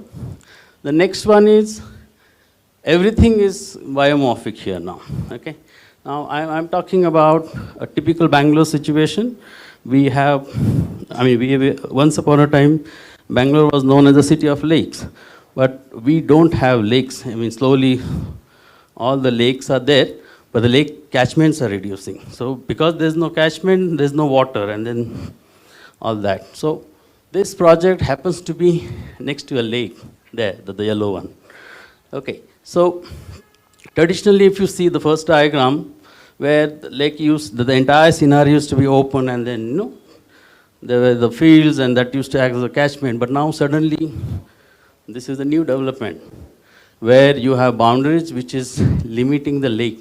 So what we wanted to do is we wanted to connect this society, or this community, to that. So what we did, we did little bit of analysis of water cycle, water load, and then we realized that there's a lot of surplus water. And that, of course, that's kind of a treated water from STP. But we never wanted to use that. So what we did, we just took wetland as a device. Wetland acts as a kind of a polishing element. And then what happens is the entire, and then that water goes to the lake. So what we are trying to do here is maybe bathrooms of your projects are becoming a catchment. Yeah, sorry, just last 2 slides. Yeah, so this is another one where there's no, maybe such biomorphic. So yeah, I just, because now I'll just skip it. Yeah, so now, so this is the dynamic nature of landscape. You can bring in anything. Now this is borrowed from a website, and the website becomes a design intent. That's the beauty of landscape. I think a lot of people don't explore that. If I borrow again word from Rahul's presentation, everybody takes it as a Valmiki line. Yeah, so just, I mean, see, why I'm showing you that project, but the client wanted me to fill that entire lake, the nala, and then convert that into a flat garden. So, but we said no to that, and then we created something, I don't know, maybe you can make out. So I mean, there are, I mean, that's because we respected ecology or the natural system. The same thing happens here also. And this is the last one, which maybe it doesn't need any introduction. And this is like a visual delight, where you don't see any green happening there. Although you will find water bodies, you will find whatever, all this tropical garden kind of a feel. But there is, it's very superficial. It's my work only, but I'm criticizing my own work. Yeah, but then sometimes you're made to do this. So what I'm trying to conclude here is nature is there. I mean, the black is, let's say, imagine that's the nature, and the white is architecture. We just cannot have a kind of a yin-yang in a kind of a form base, but it has to be a very harmonious base kind of a connection, where landscape has to get into the building and perform more than so-called a visual element. Thank you.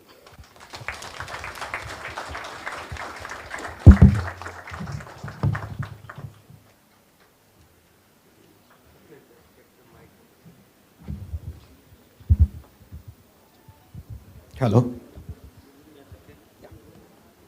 Hi, good evening everyone.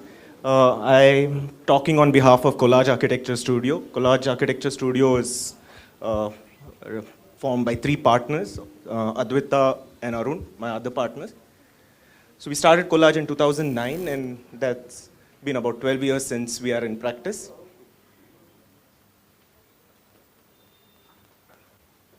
That's a studio, and I think to broadly put it, we generally believe in this 5 or 6 principles, and that's where our story starts in terms of being simple, responding to the context, and we've always believed that our buildings have to be timeless. And of what is more important to us is our studio, where it's almost like a laboratory of ideas, and people keep developing it and perceiving it. So when actually we were asked to present this, I was always looking at this whole idea of the threshold being blurred between the architecture and the landscape. And I thought, if 2 people or 2 things can work in tandem, and then you could have much more greater things being done. And that's where all the projects that I'm actually talking about are just ideas which are developed, which the first idea was actually a landscape idea and not an architectural intervention. I think traditionally, or as humans also, we love nature, and if you look at the way, even teaching or the way we enjoyed was perceived, if you look at the Western way of teaching itself and the Indian way, we've always believed that teaching used to happen under a tree or in the open. And that's where our entire, our idea of blurring that line between architecture and landscape has happened.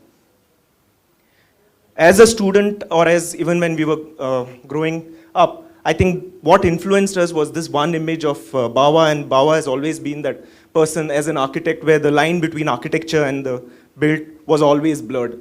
And that's something which has stuck in our mind as in when we start doing our projects. So this is the first project very early in our career, and we were doing this whole idea of experience center for the first time, and we went to site and there were these large trees.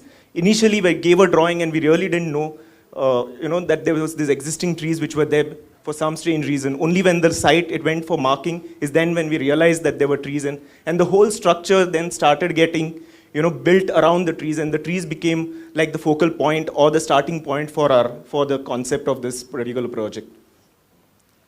And a similar, we were doing another project for the same client, and this time we didn't do the mistake. This time we mapped the trees and we tried to create an experience. So if you're walking from the higher level to the lower level, the entire landscape actually unfolds the structure itself. So you walk along this really nice grid of coconut trees, and you have this whole idea of frames being formed, and you walk through them and then the mystery is revealed. And this is where I call that the outdoor room, or the, that's probably right, the picture right on the right is almost like this whole idea of that outdoor room, and which is so important because we live in a climate which allows us to do this. This is a competition project which we worked on, and this was for a science gallery. And here there was this, again, there was this whole idea of the trees which were already existing. And what we tried to do was that,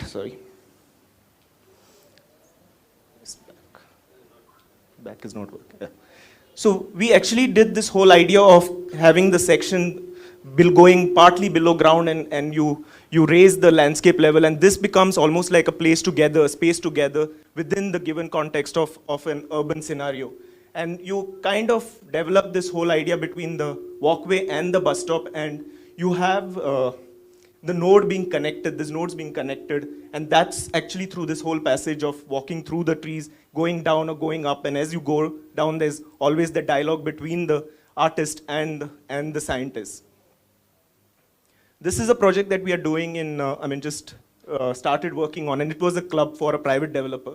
And what we really thought was that generally all these clubs, when they are done, they become spaces which are almost where you isolate the person, end user, or the community itself. So here we thought what we could actually do was that you could allow this whole idea of just having this park in front of the club, and that park itself becomes like a space which you can use it for multiple scenarios. One, it could be just a park where people come in and jog. The other times it could be like a space where you could have exhibitions, or there could be soul santes, and there could be a lot of activity which happens, and that's something which actually spurs the whole club, and the club almost recedes in the background.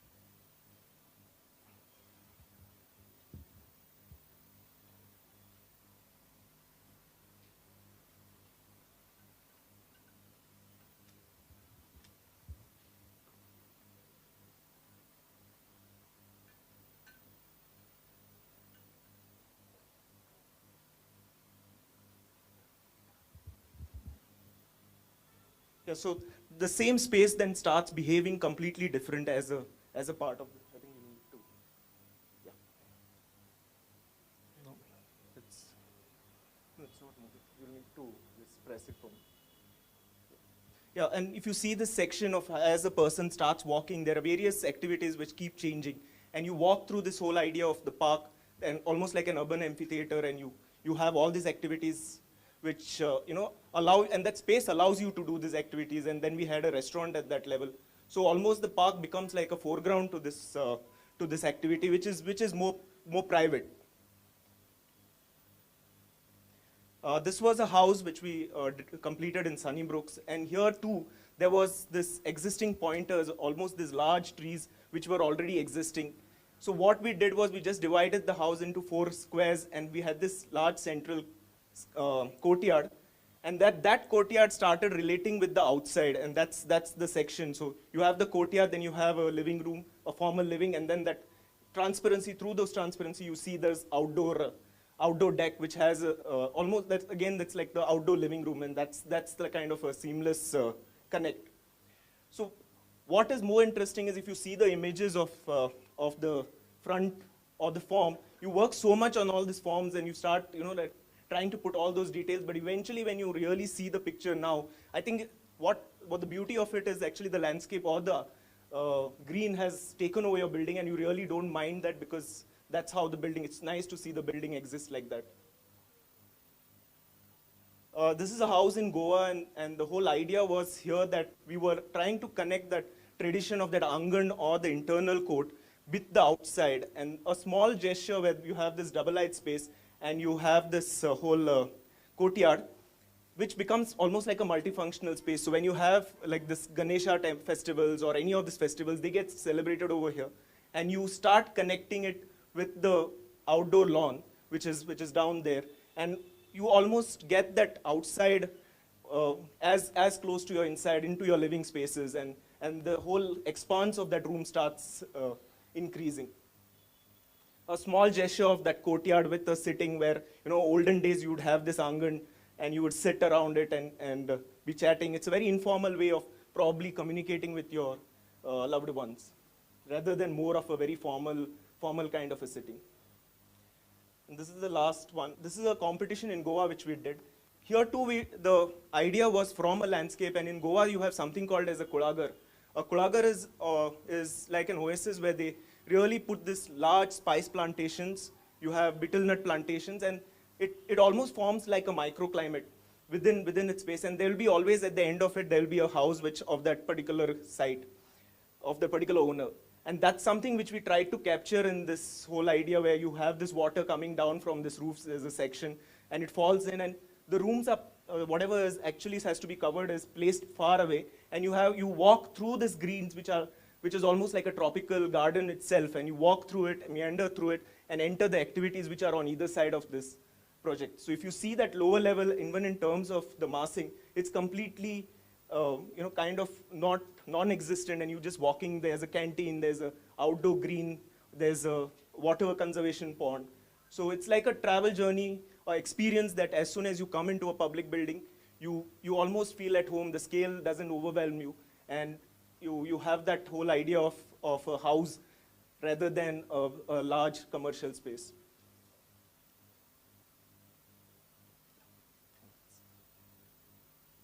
That's about it. Yeah, it's not on. Thank you, slide.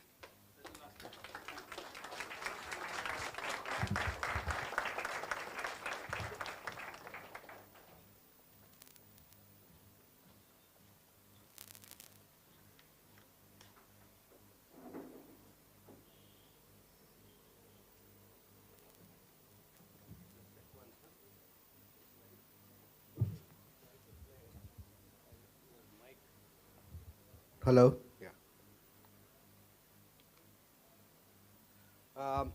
Good evening. Thank you for having us.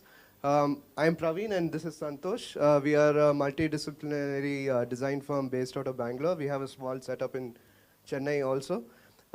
We started in 2009. I come from more architecture and interior kind of background. Santosh is from a landscape design background. Over the years, just by the virtue of our core competencies, we have always approached our projects with a great deal of sensitivity when it comes to the dialogue of how these three aspects of design come together. So just I'll run you quickly through. This button is not working. Usually works, yeah.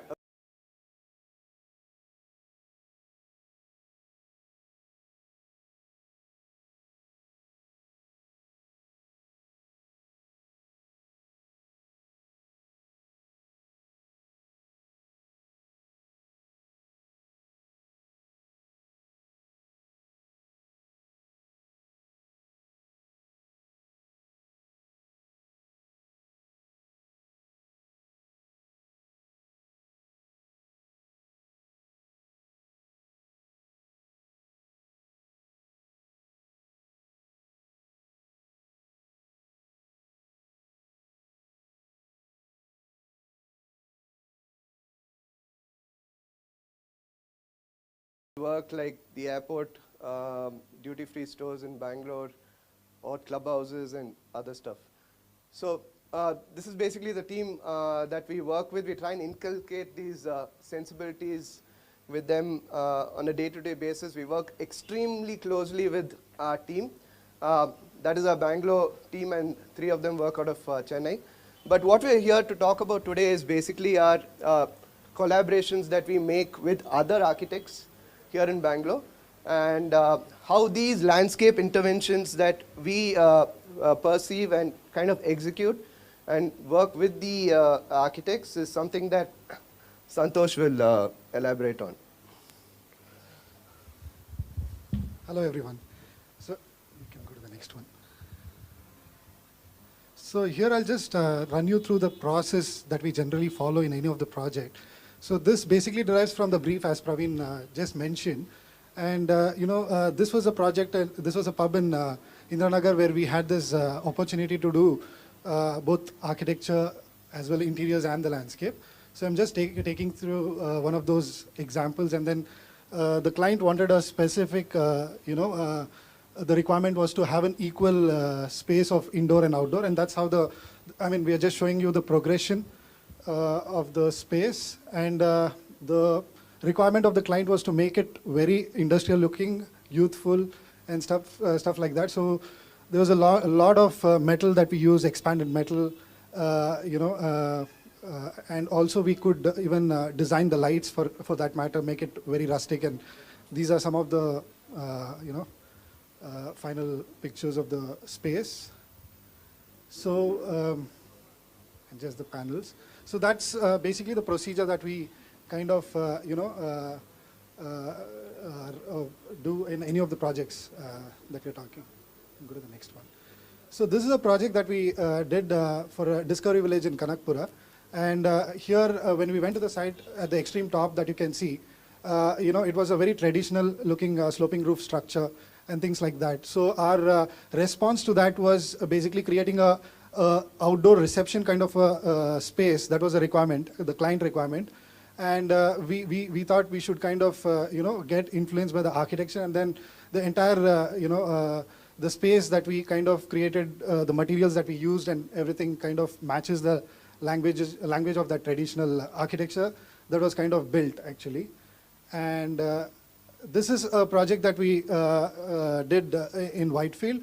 So this was actually a car parking space, which was, this is a project that I would like to say that the building was existent, but we could not kind of have a talk with the architect or anything because the brief was different. It was an office building.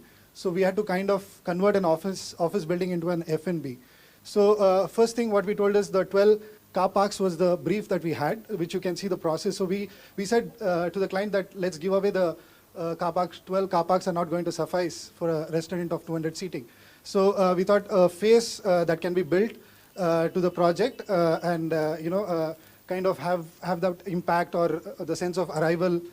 So that was the basic idea about this project of 10 car parks. Yeah, and that's just the spaces, and that's the progression that you can see. And then here I'm talking about a project that we did wherein I would say the undone or the unbuilt kind of becomes the starting point, which kind of derives the built. So here I'm talking about the path, which is the central one, and then which gradually gradiates into the lawn. And this is the picture. And then if you can see the pergola or the structure that we are talking about is kind of derived from the unbuilt.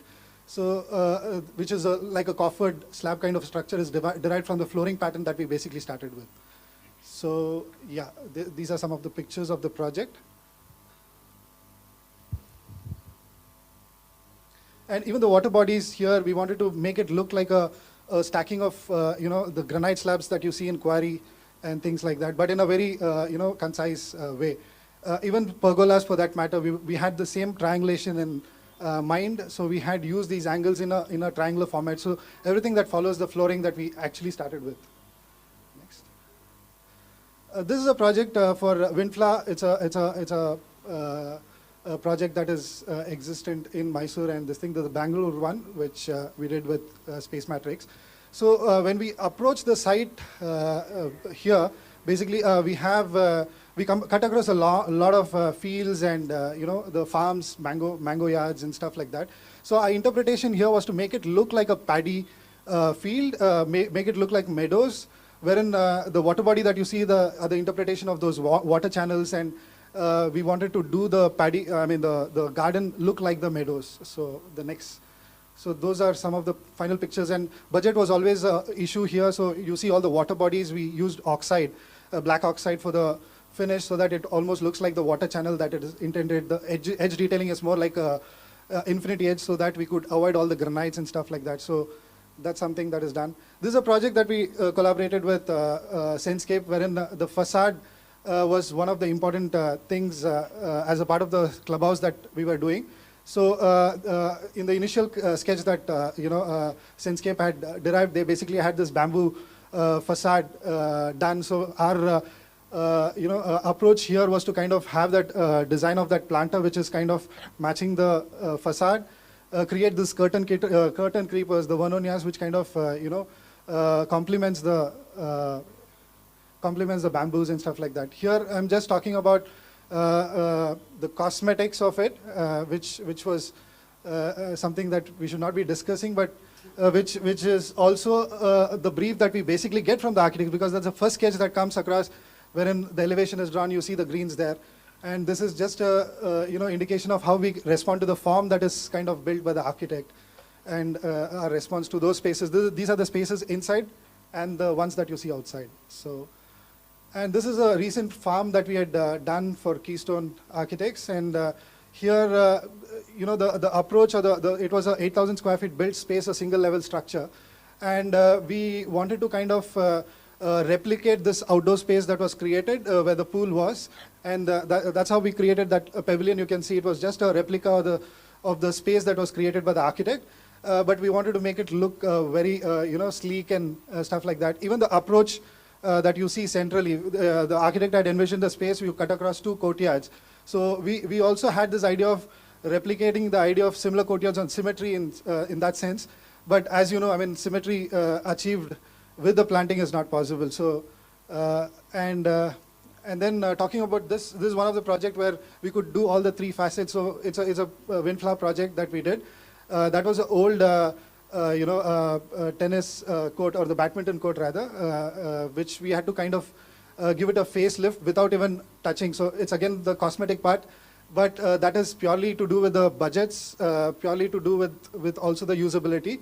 So there are some pictures on the left that you could have seen. So this is talking about the scale. So we basically kind of work on different scales of projects. Matching scales of even to a public sector project that we are working on, and we also even now take scales of which is probably 10 by 10 courtyard. This is a space in the 5th floor of the terrace that we wanted to kind of complement the interiors, which was done with bricks and Jaisalmer. So we wanted the whole textures that come out into the garden to be mud plastered with hay and stuff like that. And yeah, I'll just run you through a simple project that we're working on. This is the airport project that we're doing, Kempegowda Central Park. Basically that's the progression. So we're talking about this particular project. It is the 5 principles or the 4 principles of Kempegowda that we kind of kept intact when we started designing. One was he used a lot of these mud blocks in construction of the fortification. So we used that idea but interpreted in our rammed earth walls and stuff like that. Gates that the watchtowers that was part of his development. We created those pavilions as an interpretation. The same thing with the with the florals or the thing. This is an interpretation that we thought, because it's a Karnataka, it's Arishina Kunkuma, we're talking about yellow and the reds. So we thought the palette that we work within that setup can be, in the florals of reds and yellows, as opposed to the green that is always there.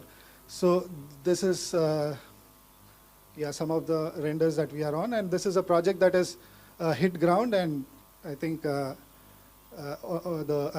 statue is already started. Yeah. Thank you. Thank you.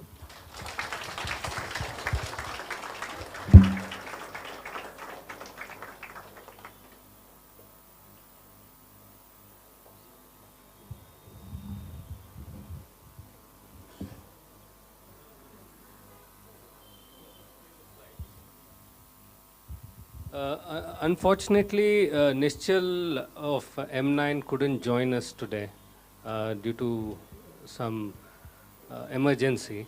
So we will just play his slides and then move on to the next one.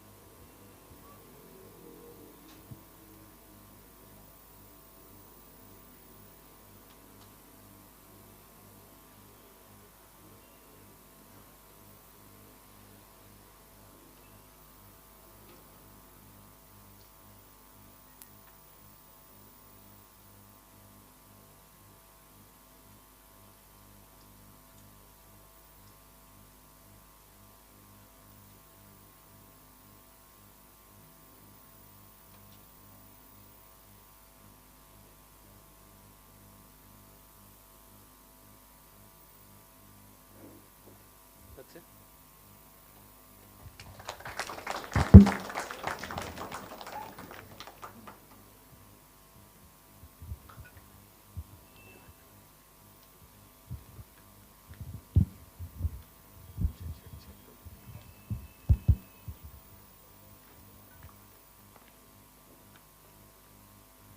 Thanks, Sandeep, Naveen, and Sahana for this invitation and the opportunity.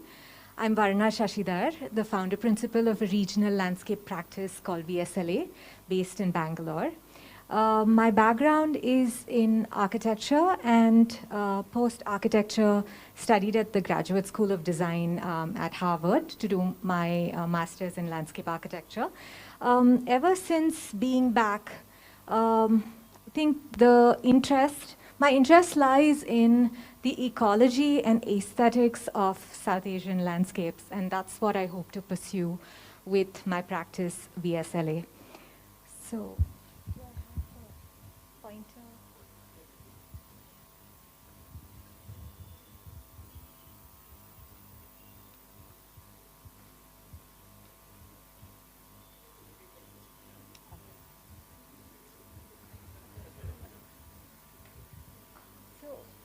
We also founded Design United, a platform for regional design collaboration over the pandemic.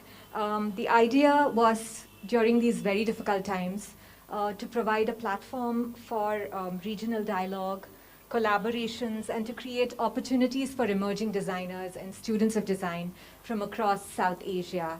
So since nearly a year and a half of its existence, we've managed to have about 100 exceptional designers, mentors, students, and emerging designers share their work, process, and approach.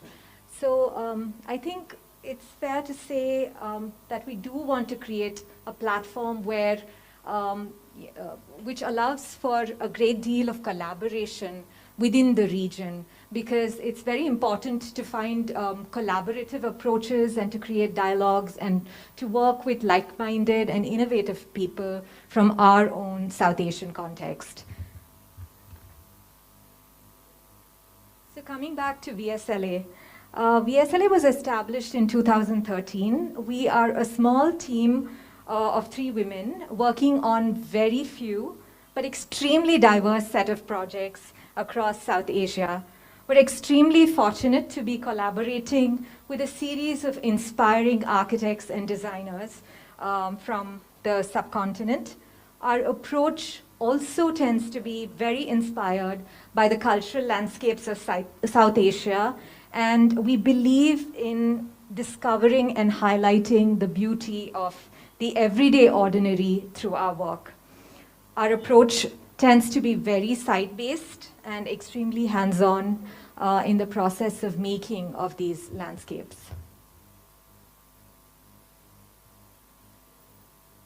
So this idea of collaboration, the richness that exists in collaborating, actually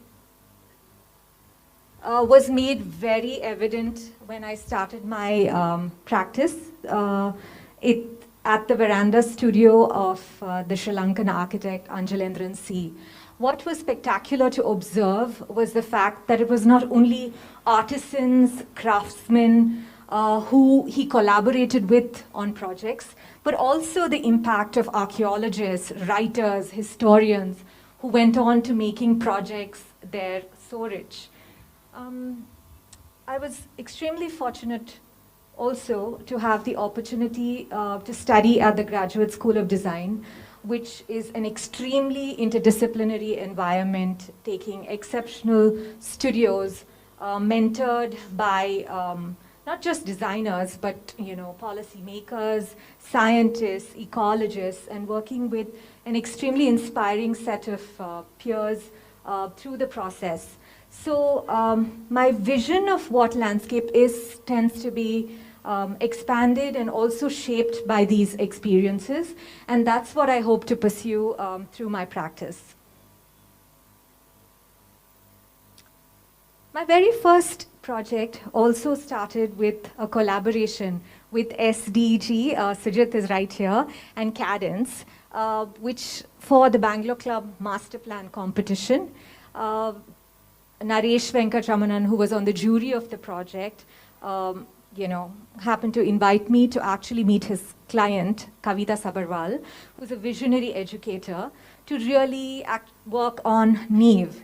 So Neve was my first project, and it's been extremely enriching process. So working on Neve from 2013, when VSLA started, to 2017, and working with two practices, 2 architectural firms, very inspiring, Venkatraman Associates and 100 Hands, Sunita and Bijoy Ramachandran. So Neve was actually a very interesting project because very collaborative, because the idea was not only collaborating with designers, but really looking at the education system. The syllabus framed how we were actually looking at the landscape, actually creating micro environments for children to engage in, based on based on the program being more didactic and playful, and the landscape really adding to it. So it was a great learning experience being the first project. And simultaneously in Sri Lanka, I was working on my first project, which was Family Retreat with Palinda Kannangara. This project is for a Buddhist philosopher who very strangely had been working in finance for most of his life. This was his retirement home, and he intended to write books on philosophy. He's currently writing his second book. And the idea with the landscape was really to curate experiences of the nearby Paddy-scape, also retaining the native trees that existed on site. The architecture was really verandas that overlooked the landscape, and the idea was to be really open to these experiences. It's easy working with Palinda, who happens to be my partner, because we share similar sensibilities. So my projects in Sri Lanka, especially residential projects, I really have not had to do drawings. It's been site-based and executed on site. But larger, more complex projects, of course, we have a drawing set.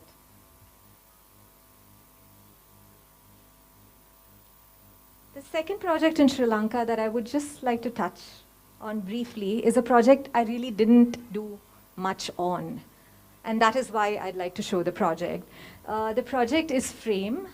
It's a holiday home for an ethnomusician located very close to the Singaraja rainforest on flood-prone lands. Why I'm showing this is because of the strategy of doing nothing. So I advise the clients and the architects really to not do anything with the landscape, to allow the flood-prone land to flood. And so the structure is a very light structure that's sort of lifted above the ground, allowing room for the natural life that exists on the land to happen. And it's filled with water whenever there's a flash flood that happens because of the rainfall in Singaraja. But that's when you discover the ephemeral beauty of the landscape. So it's a very fluvial landscape. And so when there is collaboration, you can even convince the client to do nothing, and also the architects. The next project that I'd like to show you is Big Brewski, which is a microbrewery located in Hennur. It's a project where I collaborated with Soumitra Ghosh, architects. Soumitra was a teacher, and he's also been a mentor. So it was actually a wonderful process. It was a very challenging project because it's totally on slab with very little room, for earth or ground. So how do you really create a landscape that has no, no room or no earth? So the idea was to really begin to look at creating micro-habitats and to really look at water being a space which you could inhabit with planting. So also what made this collaboration exciting was it was very difficult to draw what we wanted to do with it. There are over 70 or 80 species of plants that exist. But this whole atmosphere of collaboration between the client, the architects, made it a wonderful process. Bangalore International Center is a democratic public institution, and I love working with 100 Hands because they're extremely collaborative. And I was very fortunate to get this opportunity to work with Sunita and Bijoy Ramachandran on BIC. BIC, as you know, is located within the very heart of Bangalore. And what was very interesting is it had extremely degraded soils, and it also buffered a nala. The nala was not clean, and there was a seepage of water from the nala into this space. The site was very tight, 1 acre, huge programmatic requirements, which left the room for landscape to be very limited. So the idea was to really sort of build a dialogue where you can create these open spaces to really connect with what exists. One of the key aspects of this landscape was this public corridor which faced the Nala, which was completely degraded soils, and to re-envisage this Nala corridor as a riparian buffer space, which is sort of now alive as a biodiversity corridor.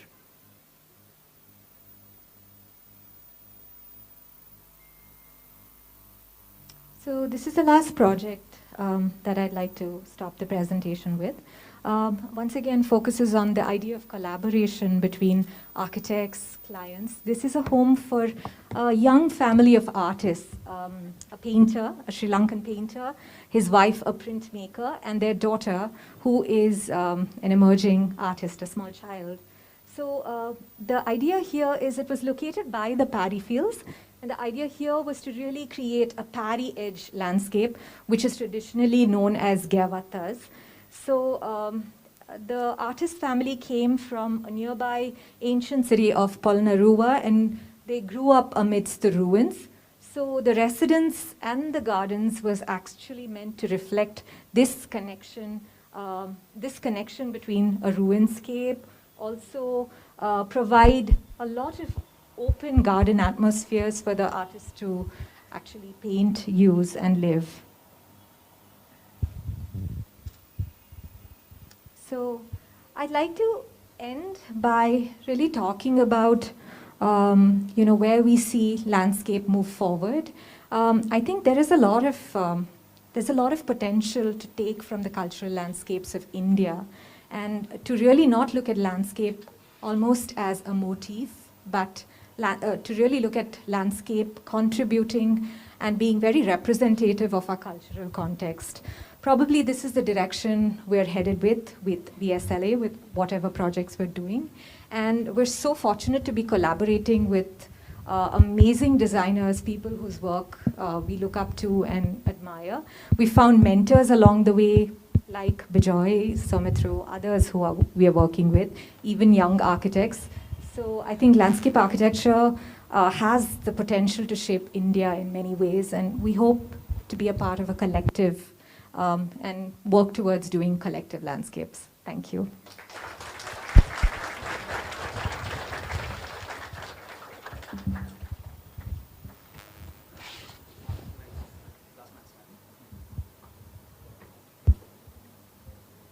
I have that unenviable task of wrapping up the session. Lovely presentations. Except when Rahul got a bit angry, I think. I felt the heat there a bit. I even wore green for you. But no, I'm just kidding. Thank you for inviting me, Sandeep, Sahana, for tolerating all the last-minute submission stuff. And Sandeep, I think this is a very relevant conversation to be had now, especially in our times. I don't know if as a practice we're doing enough, but I think through this presentation we were able to maybe look at some work in hindsight. And also I sense that there's some things that we're doing subconsciously in reaction to this conversation between landscape and architecture. Just a little bit about the office. I'm Sujit. I'm from SDEG. That's my team, and I think most of them are here. We love what we do, but I'm not going to go into a lot of detail on the office itself. That's just some introductions. But what I really want to talk about today are encounters, and 4 of them specifically. And that's how this sort of base slide is set up. It's a set of diagrams called spore versus space. And I want to use spore because I want to sound cool. Landscape, biology. But no, the idea is to kind of say that I think in our work, we're noticing that there are projects that are determined by the encounters. We see them as encounters between the built and the unbuilt. And therefore, we're trying to work with, in some cases, limitations and constraints as parameters, and in some cases, when the scale is a little more liberating, as Shantesh sort of touched upon briefly, we're sort of seeing a progression, and we're seeing a sort of different approach as we go along. So there are 4 encounters. There are buildings as voyeurs. There are projects that are intersections with the unbuilt. And there are projects where we realize that landscape and openness are appendages to the built. And then we look at architecture and space as interstices. We're not looking at the unbuilt as the interstitial section. We're looking at architecture and space as the interstice. So that's just a canvas of 5 or 6 projects that I'll run through very quickly. The idea is not to focus too much on aspects of the architecture, but in sync with the theme today, to look at it as snippets of the work where we think that we've made perhaps a successful move that creates this dialogue between the built and unbuilt. So this is a little building that we'd done a few years ago, and this is under that theme of the architecture being a voyeur. The voyeur because it looks at a park, and the apertures and the architecture itself in many ways is dictated by that encounter and the confrontation with the park in front. So and this is another one that follows in the same theme. This is something we're doing now in Vizag, where really the attempt is to save the ground by elevating it and cantilevering it out and making it perch on that ground. And while we intervene on a sort of a small plot, but also trying to be sensitive to how much it occupies as on its base. And also, in this case as well, I noticed that there's a connection with the project before, where the building is really in confrontation with the sea in front. It's actually influenced heavily, program-wise and functionally, on the inside. If some of those diagrams are visible in the middle, it's almost, I think, 1/3 or 2/3 of the building is really the circulation and the movement through the building is really dictated by what it encounters in the distance. And then intersections. What does the unbuilt do to a building in its sort of expanse over a larger area? And then what does it do when we create a kind of mini micro environment within the property? And I think this project's sort of offering us that opportunity. And what does that micro landscape, what does that intervention as green do to the surfaces and the spaces that are adjacent to that landscape intervention? So, and I think that what we're looking at really is, and as we're putting this presentation together, is that we find that the negative, the inverse of the built, is as compelling in many ways, or perhaps forms a diagram for another project perhaps.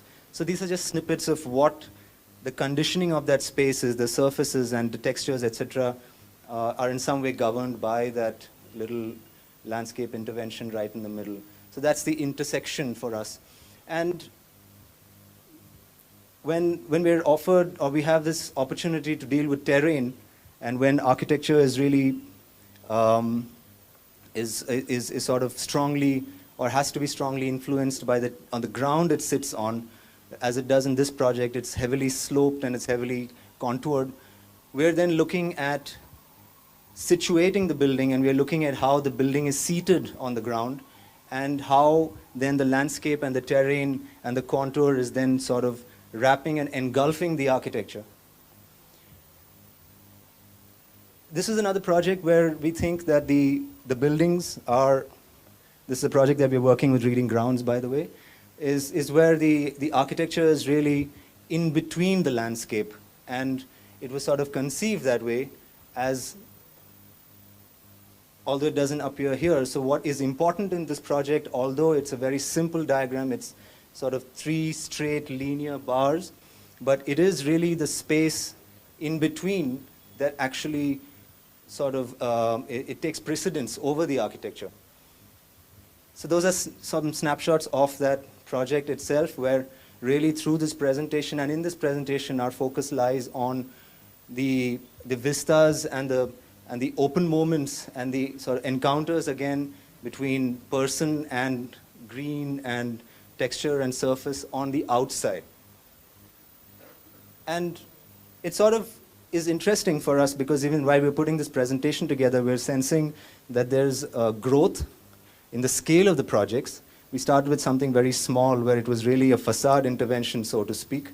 And when we're looking at scaling this up, we look at a master plan intervention across 100 acres, where really the distance and the interstice is really growing then, and that actually has a profound effect on the architecture itself.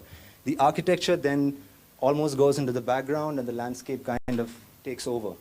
So that's a much larger project that we're doing in Hyderabad, where although the plotting itself is not interesting, but what we're doing is building very little, because they're farm plots, and really the focus lies on planting and landscape and the openness.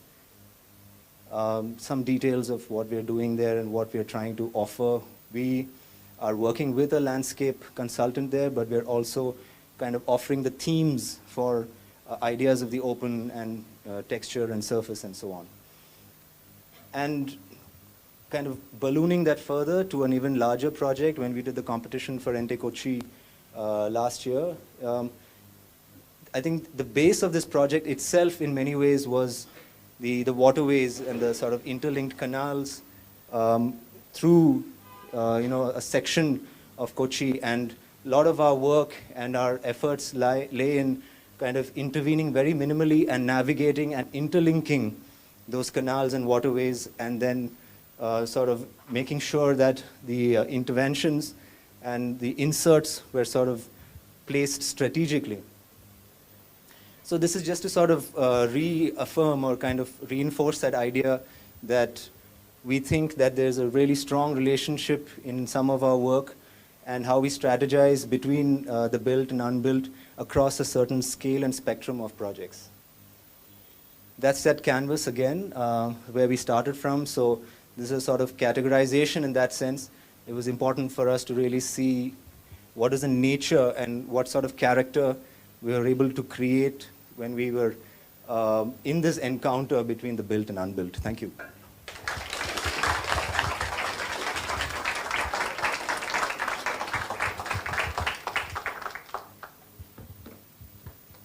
So, thank you guys. That was quite something, you know, and a lot of presentations to just take in. Now that each of you have seen each other's presentation, and it is Christmas time now, so we've all played the Secret Santa already. So you all picked up the chits. So we get together here on top, and now we engage, right? This is what we are looking forward to. All this was just sizing each other up.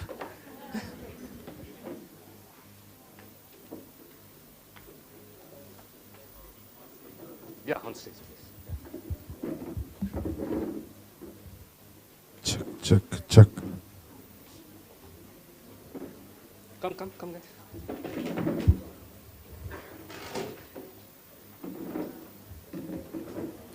Check, check.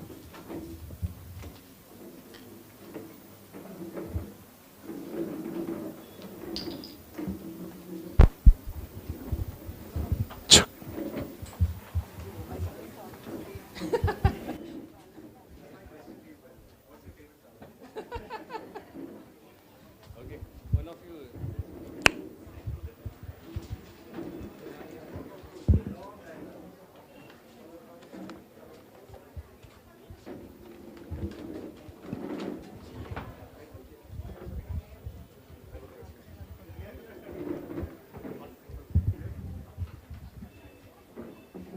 Yeah, nobody wants to take the center, is it? It's for me. No, please. So now the interdisciplinary exchange is going to be in the order of the presentations. So the first presentation was done by, Shantesh. You just pose your question. Yeah, okay. I have typed down my question. And I was in a way hoping that I get to ask Avinash my question.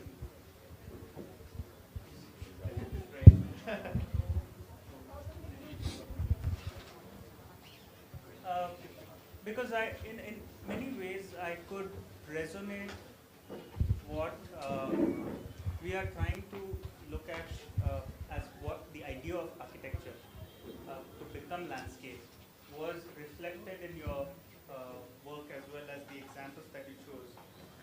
And from that those measure drawings and the cases that you looked at to your project monastic caves, I think that reflected quite well. But I was very curious to see what your understanding of architecture is. Because it is not the way, in a way, because all the measure drawings and your project as well was actually then scooping out whatever is not and then trying to play with that. So I just wanted to get a definition of what architecture is, and in that realm, how do you see landscape? Thank you. Yeah, thanks. So I think it's quite similar to what Varna also was saying, doing less or sometimes doing nothing. So I think it was on that line, as we saw the, like first time the site, like it had few clues, like how you, like in all the projects you do that. But here it was like already there were a lot of existing things, like a terrain, the landscape, there were a lot of trees, and again the land, the way it was, so there was very less, I think what I can say, like the encounter to like just pull out few things from out, wherever there are no vegetation as such, and just merge within that. Like it was like doing nothing, I think, in that way. It was very less. And again, whatever we are doing, again, on top of that, again, something comes up. No? So eventually the idea was to just submerge it, like that what subtractive form I was talking about. And over the years, it just goes into, it was like a ruin in the landscape. The idea was based on that. Like you see a ruin as like a timeless thing. No? So the brick will get a layer of landscape after a few years, and the stone will get that, all that. So even the material also were played in that way, where like, so eventually it should become a ruin, where you don't know what is the timeline of the project, no? The timeless quality. I think that we are just trying. Let's hope. Thank you. Even the Varna is a landscape. Sorry for that. She's working on. Thank you. And I mean, I would really like to see how the project ages and evolves through time. Yeah, that's something which is very important. I think. Yeah. Thanks.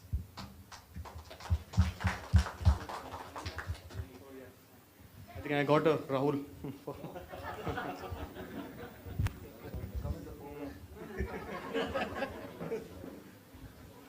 So it's I think nothing related to a presentation or as such, just a general question.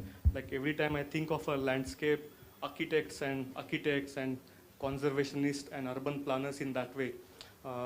So like, is there a like just a question where why this term called consultancy comes after like finishing the design, or like thinking about a form, and then you call someone and get into that, like whatever land you have, work on that. So can't it be like a think or a thought, like where you come in an early stage where you collaborate? I think collaboration is that, I think, rather than just getting like giving the pockets and getting how that, like I'm just a vague again. So how, like in a smaller houses I can understand, but in a larger campuses or something where it's a larger, the landscape has a larger role to play, like how that collaboration can work, like where you are being called in a very, like a, I think just a site visit stage, I think, maybe. So how that collaboration will work? I'll be very happy if somebody calls at that stage to start with. But I think, no matter how much we talk about architecture and landscape and collaboration, I think over the past few years, there has been a slight shift in the way architects have started to kind of respond to the so-called landscape architects or the Malis. So they have thought, okay, kuch to hai, usko bula lete. Because the site is too big and my architecture is too small. How do I occupy? What to do? Just come in and help me out a little bit. I don't think so, that's too bad. No, it's not too bad. So at least from the understanding that there is a problem in hand that I cannot solve by a building, I think there is a response to ask or engage with landscape architects in a manner. But I don't think it should end there, I mean, now we are happy to say, okay, I did a master plan, so I called a landscape architect and I said, okay, this is your part, this is my part. But I think it's just not about collaboration, it's also about co-creating. I don't think there is a difference between collaboration and co-creating, because co-creating, you start it from the very scratch. You don't think that I have a vision, now can you enhance the vision? That I don't think is co-creation. That's just about a little bit of collaboration and coordination and all those kind of terms. So co-creation would really mean that you start on a blank slate together to say that, okay, this is a project that I've got, and the way it is designed, it's usually the architects who get a project because of whatever other RFP reasons and etc., etc. But then to set a blank slate and say, who are the people do we need? And it's not always consultants. The co-creation process will also involve people on the other side of the table, which is very important to understand as a process of co-creation, that it's not a consultant versus I have to deliver to somebody else. And I think that process, if it happens, doesn't matter whether it's an architect, landscape architect, conservationist, interior design, whoever may be so. But I think if that process can start a bit more rigorously, I think we will be heading in a much better direction of how different disciplines can cross-cut each other. It's not that I need to do this much and you need to do that much. There is a cross-cutting that is required, which is sorely missing as yet. It's my question and it's to Sujit. So. Which is your favorite color? You're wearing green, Sujit. He's already in my team. I'm on your team. So, and I think something that I really liked in the presentation is that there is an appreciation to the fact that there is a growth or an understanding towards the landscape. It may not have been always there in the previous whatever, but there is a sort of a step-to-step process in how you kind of engage with the landscape or with the unbuilt. Or that fancy term was what? Spore, no? Yeah. So my question is a very simple question, is that I want to just to understand how, when an architect gets or wants to involve a landscape architect or somebody to kind of collaborate with the unbuilt spaces, what is your vision from the landscape architect to bring to the table? Or is it a vision that you want to just enhance with the landscape architect, or you want it to be shaped and guided or kind of push it forward? Because this is a question that has always bothered me as to how does an architect perceive a landscape architect from the other side?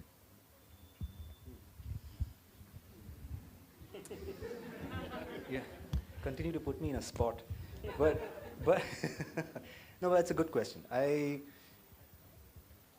truly think that, you know, I look at it as a collaboration. Let's sort of say that at the outset. And I think, I think you use the word enhance in maybe in a slightly cynical sort of way, but I don't have a problem with the word enhance. And collaborations are also about enhancement. And I can very sort of, you know, state very confidently that I'm not so sure that everything we've done perhaps has been done the right way as far as its approach to the ground is concerned. And because, and I'm also guilty of not collaborating early enough as we locate and situate all of our architecture, primarily because we're also doing architecture for the private, more of it for the private. And when we are doing larger competitions, especially theoretical ones, we are then looking to engage with a landscape designer upfront. That's when the opportunity, you know, sort of arises, right? But yes, so I think what we then do in the architecture of the private is to really see whether there's a way where we're then trying to create a new foreground for the project, which is then looking at enhancement. And I don't know if that's really, you know, so much of, does that kind of make it, bring in a sort of negative connotation to the conversation? I don't think so. So and I think that if there is, and I also enjoy the conversations with the landscape collaborator, the landscape designer, because you speak in a language that I cannot, and any of those conversations are only likely to improve the eventual outcome, right? And I also realize that through my conversations with Shantesh, for example, he's able to identify opportunities even in the architecture that we didn't really spot early on in the process, to give it then new life and meaning, although even if it's in hindsight and retrospect. And I think that's also an interesting attribute of this whole conversation. So that's how I look at it. And I don't know if that's convincing enough, but.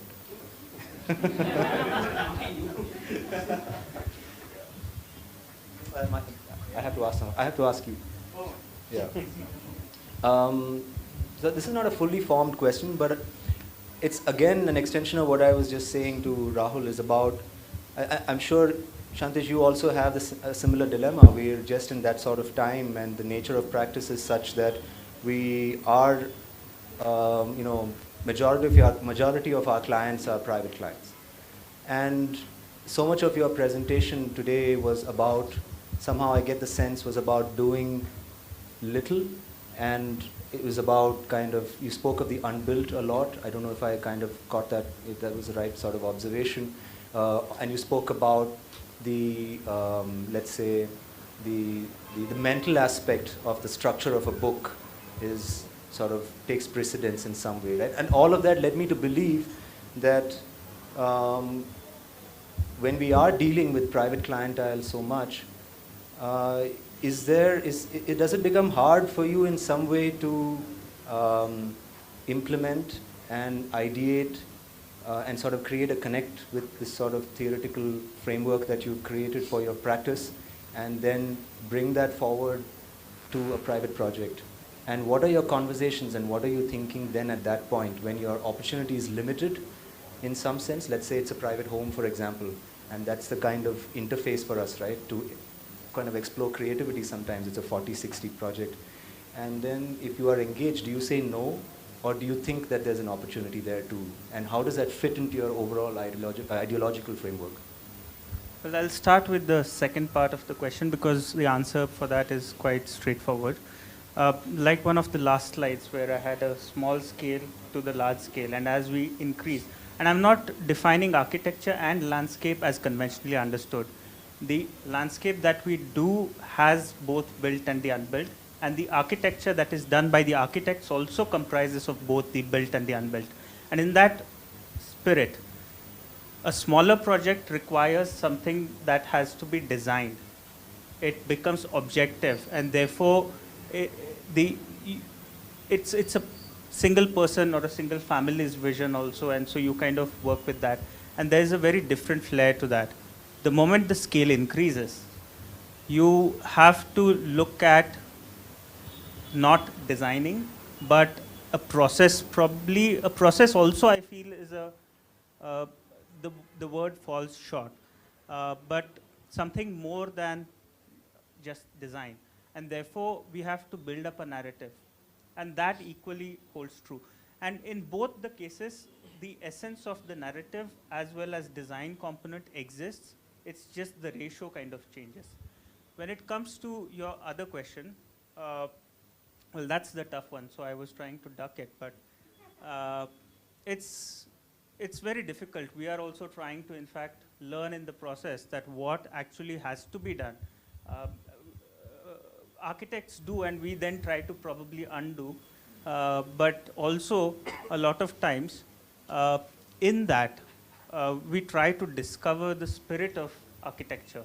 And we try to, and it is not just the experiential aspect of the space itself. It is something much more than that. It is the memory that it's going to create, how it will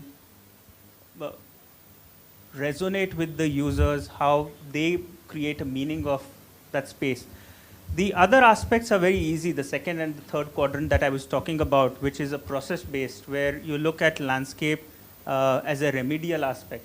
So that, of course, as it's a moral duty as landscape architects to do, but the other definition of landscape as not just ecology, as not just the green, we try to really explore that aspect, and that's a very tough one, and that's where we are trying each time, and also perhaps failing a lot of times. We feel that we touch and then it's gone. So yeah, thank you. I have already asked the question. I have a question for them. Yeah. Okay. Yeah. Yeah. So on behalf of Nishil. On behalf of Nishil, okay. So, okay, yeah. I was looking at your work, and it's immense. It's a lot of stuff that you're doing, and you're also a multidisciplinary practice. There's a lot of architecture. You're also building a lot, and I was just curious, and you are also collaborating with other architects, and I was kind of I was interested by that aspect of why do you kind of what is the conversation in the background about the collaboration while you're already able to tackle projects that are both architecture, and you're obviously doing landscape. There is that capacity already within the firm. What part of this collaboration really engages you? What is exciting for you about it, and why do you do it? So the sentence in the first line of our firm, basically it says, motto. It's not. Can you hear? Hello? Yeah. it's in the first line of our firm, which says, to adapt to any styles. And if you're stuck with our own work, I mean, we don't get to learn. So basically, I feel it is always an opportunity to kind of keep that open so that you are able to learn with every practice that you're doing. That's why, as you said, we have the ranges of the projects which is very industrial, maybe something which is minimalist, contemporary. I mean, we're doing a lot of projects which are in that line, which is contemporary. So, and each architect's perception to that is, I mean, they see the space differently, right? So each of the space on the same site gets conceived by the architects differently. So if you're having that opportunity to kind of work with the architect, I think we as a firm,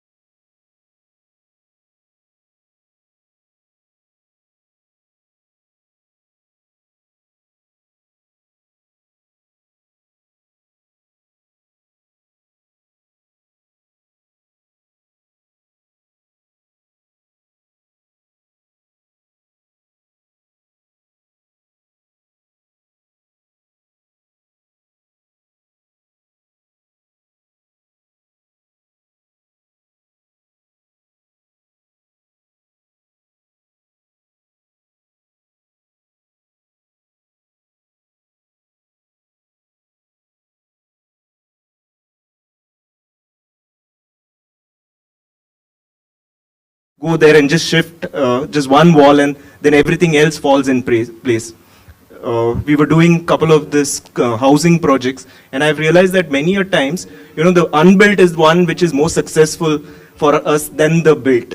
There would be a step or a tree or a bench put under or a frame done, which has become more successful for us, and that's the story of the entire project for us. So and I feel that is completely okay, because it's in the end we are humans, and I think nature is something which we are always connected to.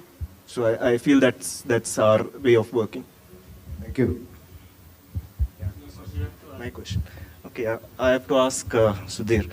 And I think this is more from the fact that you were into teaching, and I've always, I have been a part of the teaching, and I see when this whole semester projects are given, so you have this campus designs or you have housing designs, and it's hard to find that there's even a landscape architect who's actually assisting them, the students, in that. So the seed of that collaboration shouldn't it be probably stemmed at the teaching level, where you have to blur that line between the built and the unbuilt, because when they pass out, you are actually just thinking about your blocks. And I've seen students who do forget by the end of their presentations or the final presentations, they forget that there's a site existing.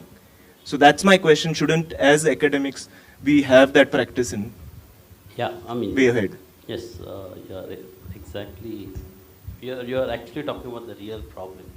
I think that's the shift what I was trying to tell. See, now our education system is based on Bauhaus model, and I think the priorities at that time were totally different. If you just go back to your basic design structure, we never talk about any site, we never talk about anything connected with nature or connected to surroundings. This is where our architecture sits. Just see, I think landscape comes in architecture curriculum maybe as an elective or maybe as one semester subject, somewhere in fourth year or I don't know, 8th semester or 7th. I don't teach architecture, I teach landscape. So I really don't know where it comes now. Yeah, but yes, there is a problem, and maybe that time it's too late for them to unlearn what they have, learned in those past 3 years or whatever, 5, 6 semesters. So there's that. I mean, you have to really get into the total new structure to really get into this kind of thing. I mean, it just cannot be taught for 1 semester and then maybe some exposure. No, it cannot be. It has to be something totally different. So maybe I think it starts at climatology or something at maybe early. So maybe that also is so science driven. It's more like a physics basically. So maybe some way that link with landscape is missing in all these various variables. I'd like to just extend on to that Swapnil's question. So is there another model in terms of education itself, should we try and look at sensitizing the freshers to the idea of reading landscape, initially, understanding what you're going to be considering as the ground on which you build, Is there another model that we can think of? Anybody would like to? Probably, yeah. Maybe I'll just answer one. I think our architectural education should be almost like a direct reflection of the practice that we are going to get into. So why are we actually teaching subjects like structures in isolation to what you're actually designing? So shouldn't it be a collaborative system at the studio itself? So maybe that's the answer that we should look at in terms of having the education going forward. Further to that, I think, see, I'm talking on the students who take architecture out of passion, not out of not getting an engineering or medical seat, landing into architecture, but they come with a certain understanding of architecture. I think to break that and to unlearn that understanding, what we think is architecture, is never done in architecture schools. And to the best of the schools also, that step, I think, is really critical, vital to then start from there. And in that process, to discover only space and not as built or unbuilt, not as architecture or landscape, not as something that has a cover or open, is, I think, really important. And that step can be done within the given framework of any university syllabus. It's fairly easy, only it requires a strong commitment and an intent to start somewhere at the first semester level, probably. How does it work for a landscape architects, since you kind of unlearn the architecture bit, or you kind of still engage with this idea of architecture after your master's? I can't talk on behalf of other landscape architects, but for me, after studying landscape urbanism from AA, I was with all the softwares and jargons and everything, completely taken over by that, almost possessed in a way. But to really step away from that premise, from that setup, and not work in or with people associated with the A, to then take a step back and to even accept, for me, it took at least 3 or 4 years, and then it's still a journey for me to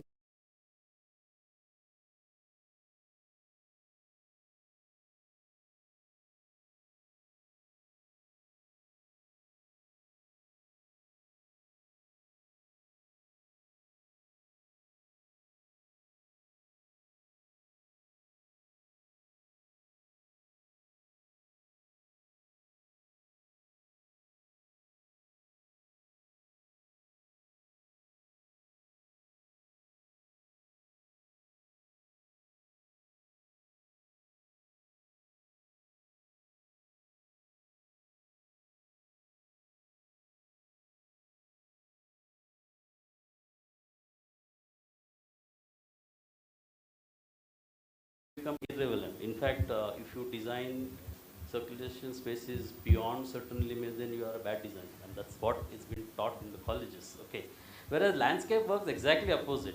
Landscape is not about the destinations. Landscape is all about experiencing the circulation spaces. I mean, how you actually take a walk in a park and enjoy that maybe a surrounding. And in fact, taking a walk in a park is not a program at all. It's basically a connect with nature.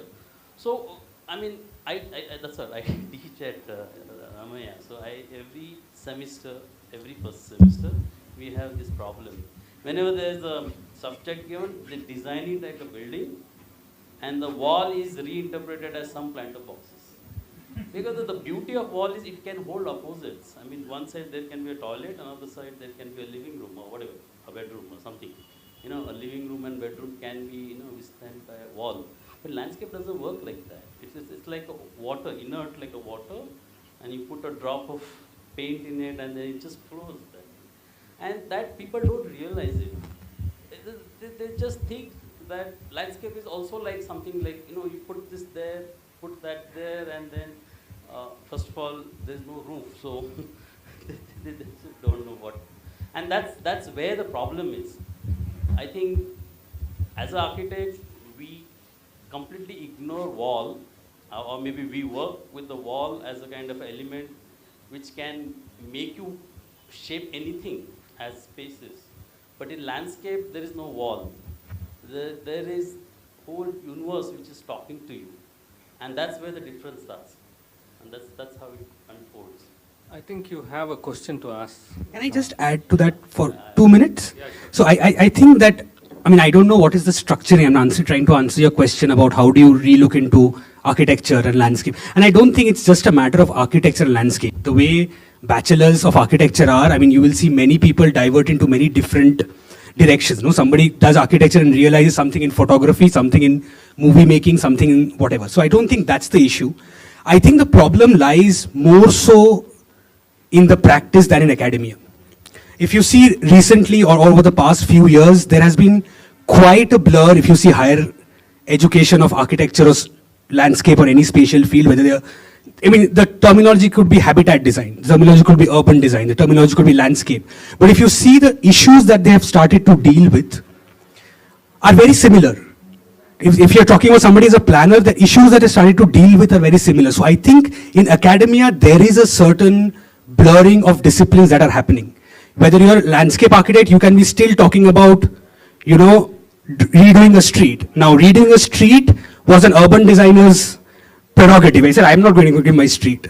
So when the street is taken by the landscape architect, they'll go to the lake. So there is that blur that is happening. I think we have to find a way in practice to be able to embrace it. I think there is more thrust on the practice than on the academia to trying to create this interdisciplinary or cross-disciplinary learning and the way we approach a particular project. I mean, it's what you want to attain from the project should determine who comes on board to actually create that particular project. Yeah, I mean, as you said, it's all hybrid now. I mean, the barriers are broken. And you're right. I mean, sometimes other person does justice to that field more than the, yeah, I mean, it works that way. Except for Sabarmati, that's it. Even I don't buy that. You have a question to ask, Sudhir? Yeah, I think Akshay. Yeah.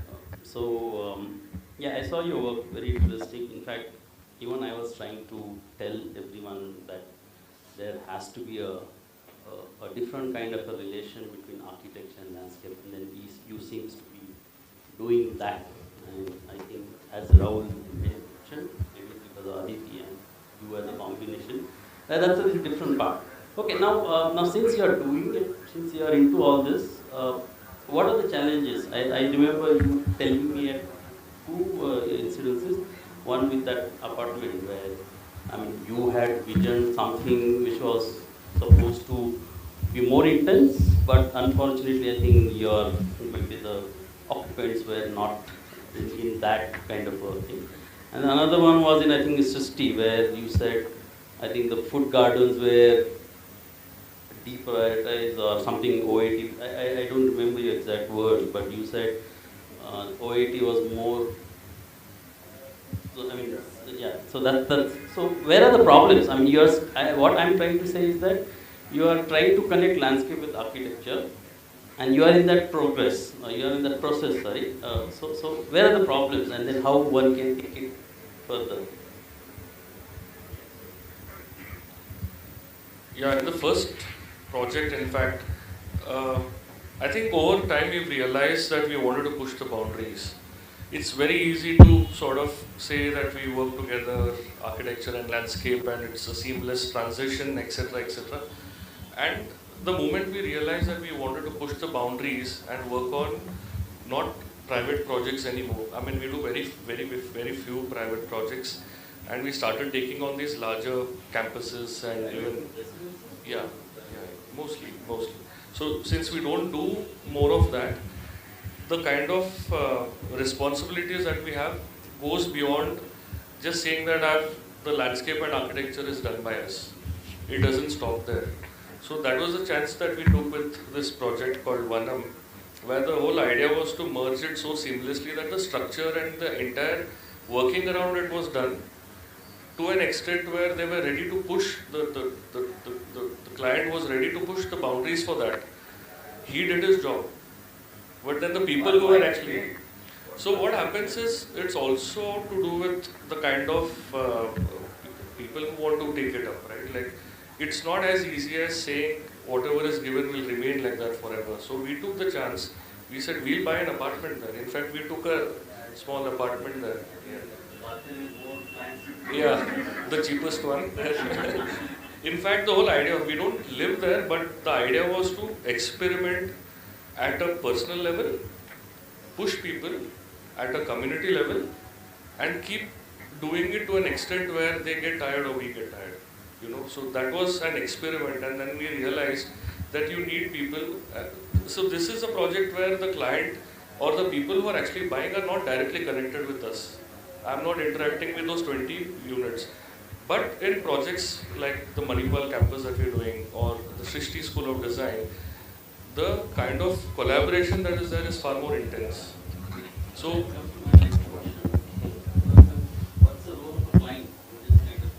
I think immense, because not just the client, I think it's the stakeholder, the guy who's actually going to use the space has a far more deeper say when it comes to architecture and landscape being looked at as one. Because you may negate it or you may push it as a client, but the guy who's actually going to use that space is actually going to decide on both ends, right? Even architecturally, he can have an intervention saying this is what I need, landscape-wise also. So for us, it's two-sided.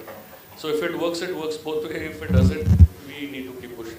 That's one. In the second one, in fact, even in the first one, we realized that the structure that was there for that was done keeping landscape in mind. So that we could do it. But in the architecture campus that we're doing in Manipal, which is almost nearing completion now, the areas where it was open and you sort of started talking, more ambitious plans of let's grow food, let's make it more productive. I mean, we've always believed in going more productive with time. But we realized that sometimes it takes time for people to actually accept it. Yeah. I mean, the problems are common. I think every landscape architect has to answer that first. Like, ye maintain kaise hoga? Who's going to water and things like that. It's a very common question. So I think that's when we realized that the idea of the step terraces became so integrated or integral part of the structure of the design itself that they had no option. So we are finding our ways. So I think... you have a question to ask. Right? That's for Varna. So I think I'm going to keep it very light. Yeah, this would be the last question. I think they're asking us to leave. So. Yeah. So I think I have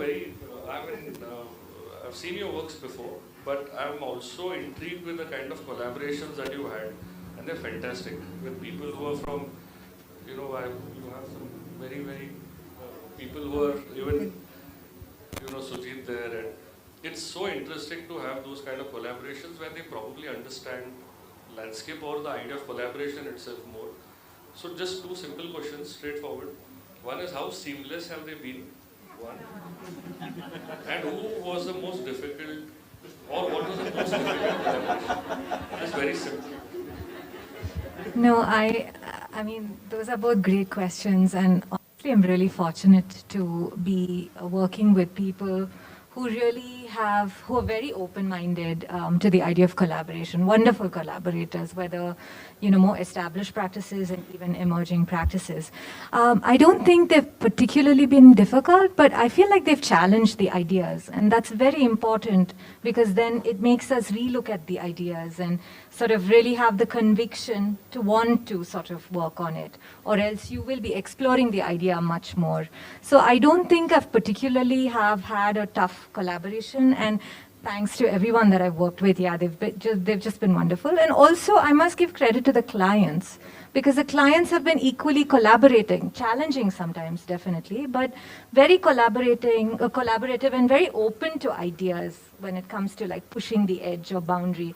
So that's why I must say, I don't take a negative tone when I think of the future of landscape, when there's so many designers who really want to connect with landscape architects, bring them early into the process, when they see value of what landscape can bring to this whole equation. I think there's room to do wonderful things and to learn from one another. Thank you. Varna, do you have a question to somebody?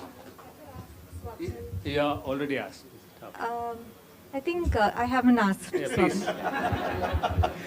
Swapnil, I think it's really interesting to see that you really look at open space as the generator of your design. I'm just very curious to know, do you work with landscape architects at all?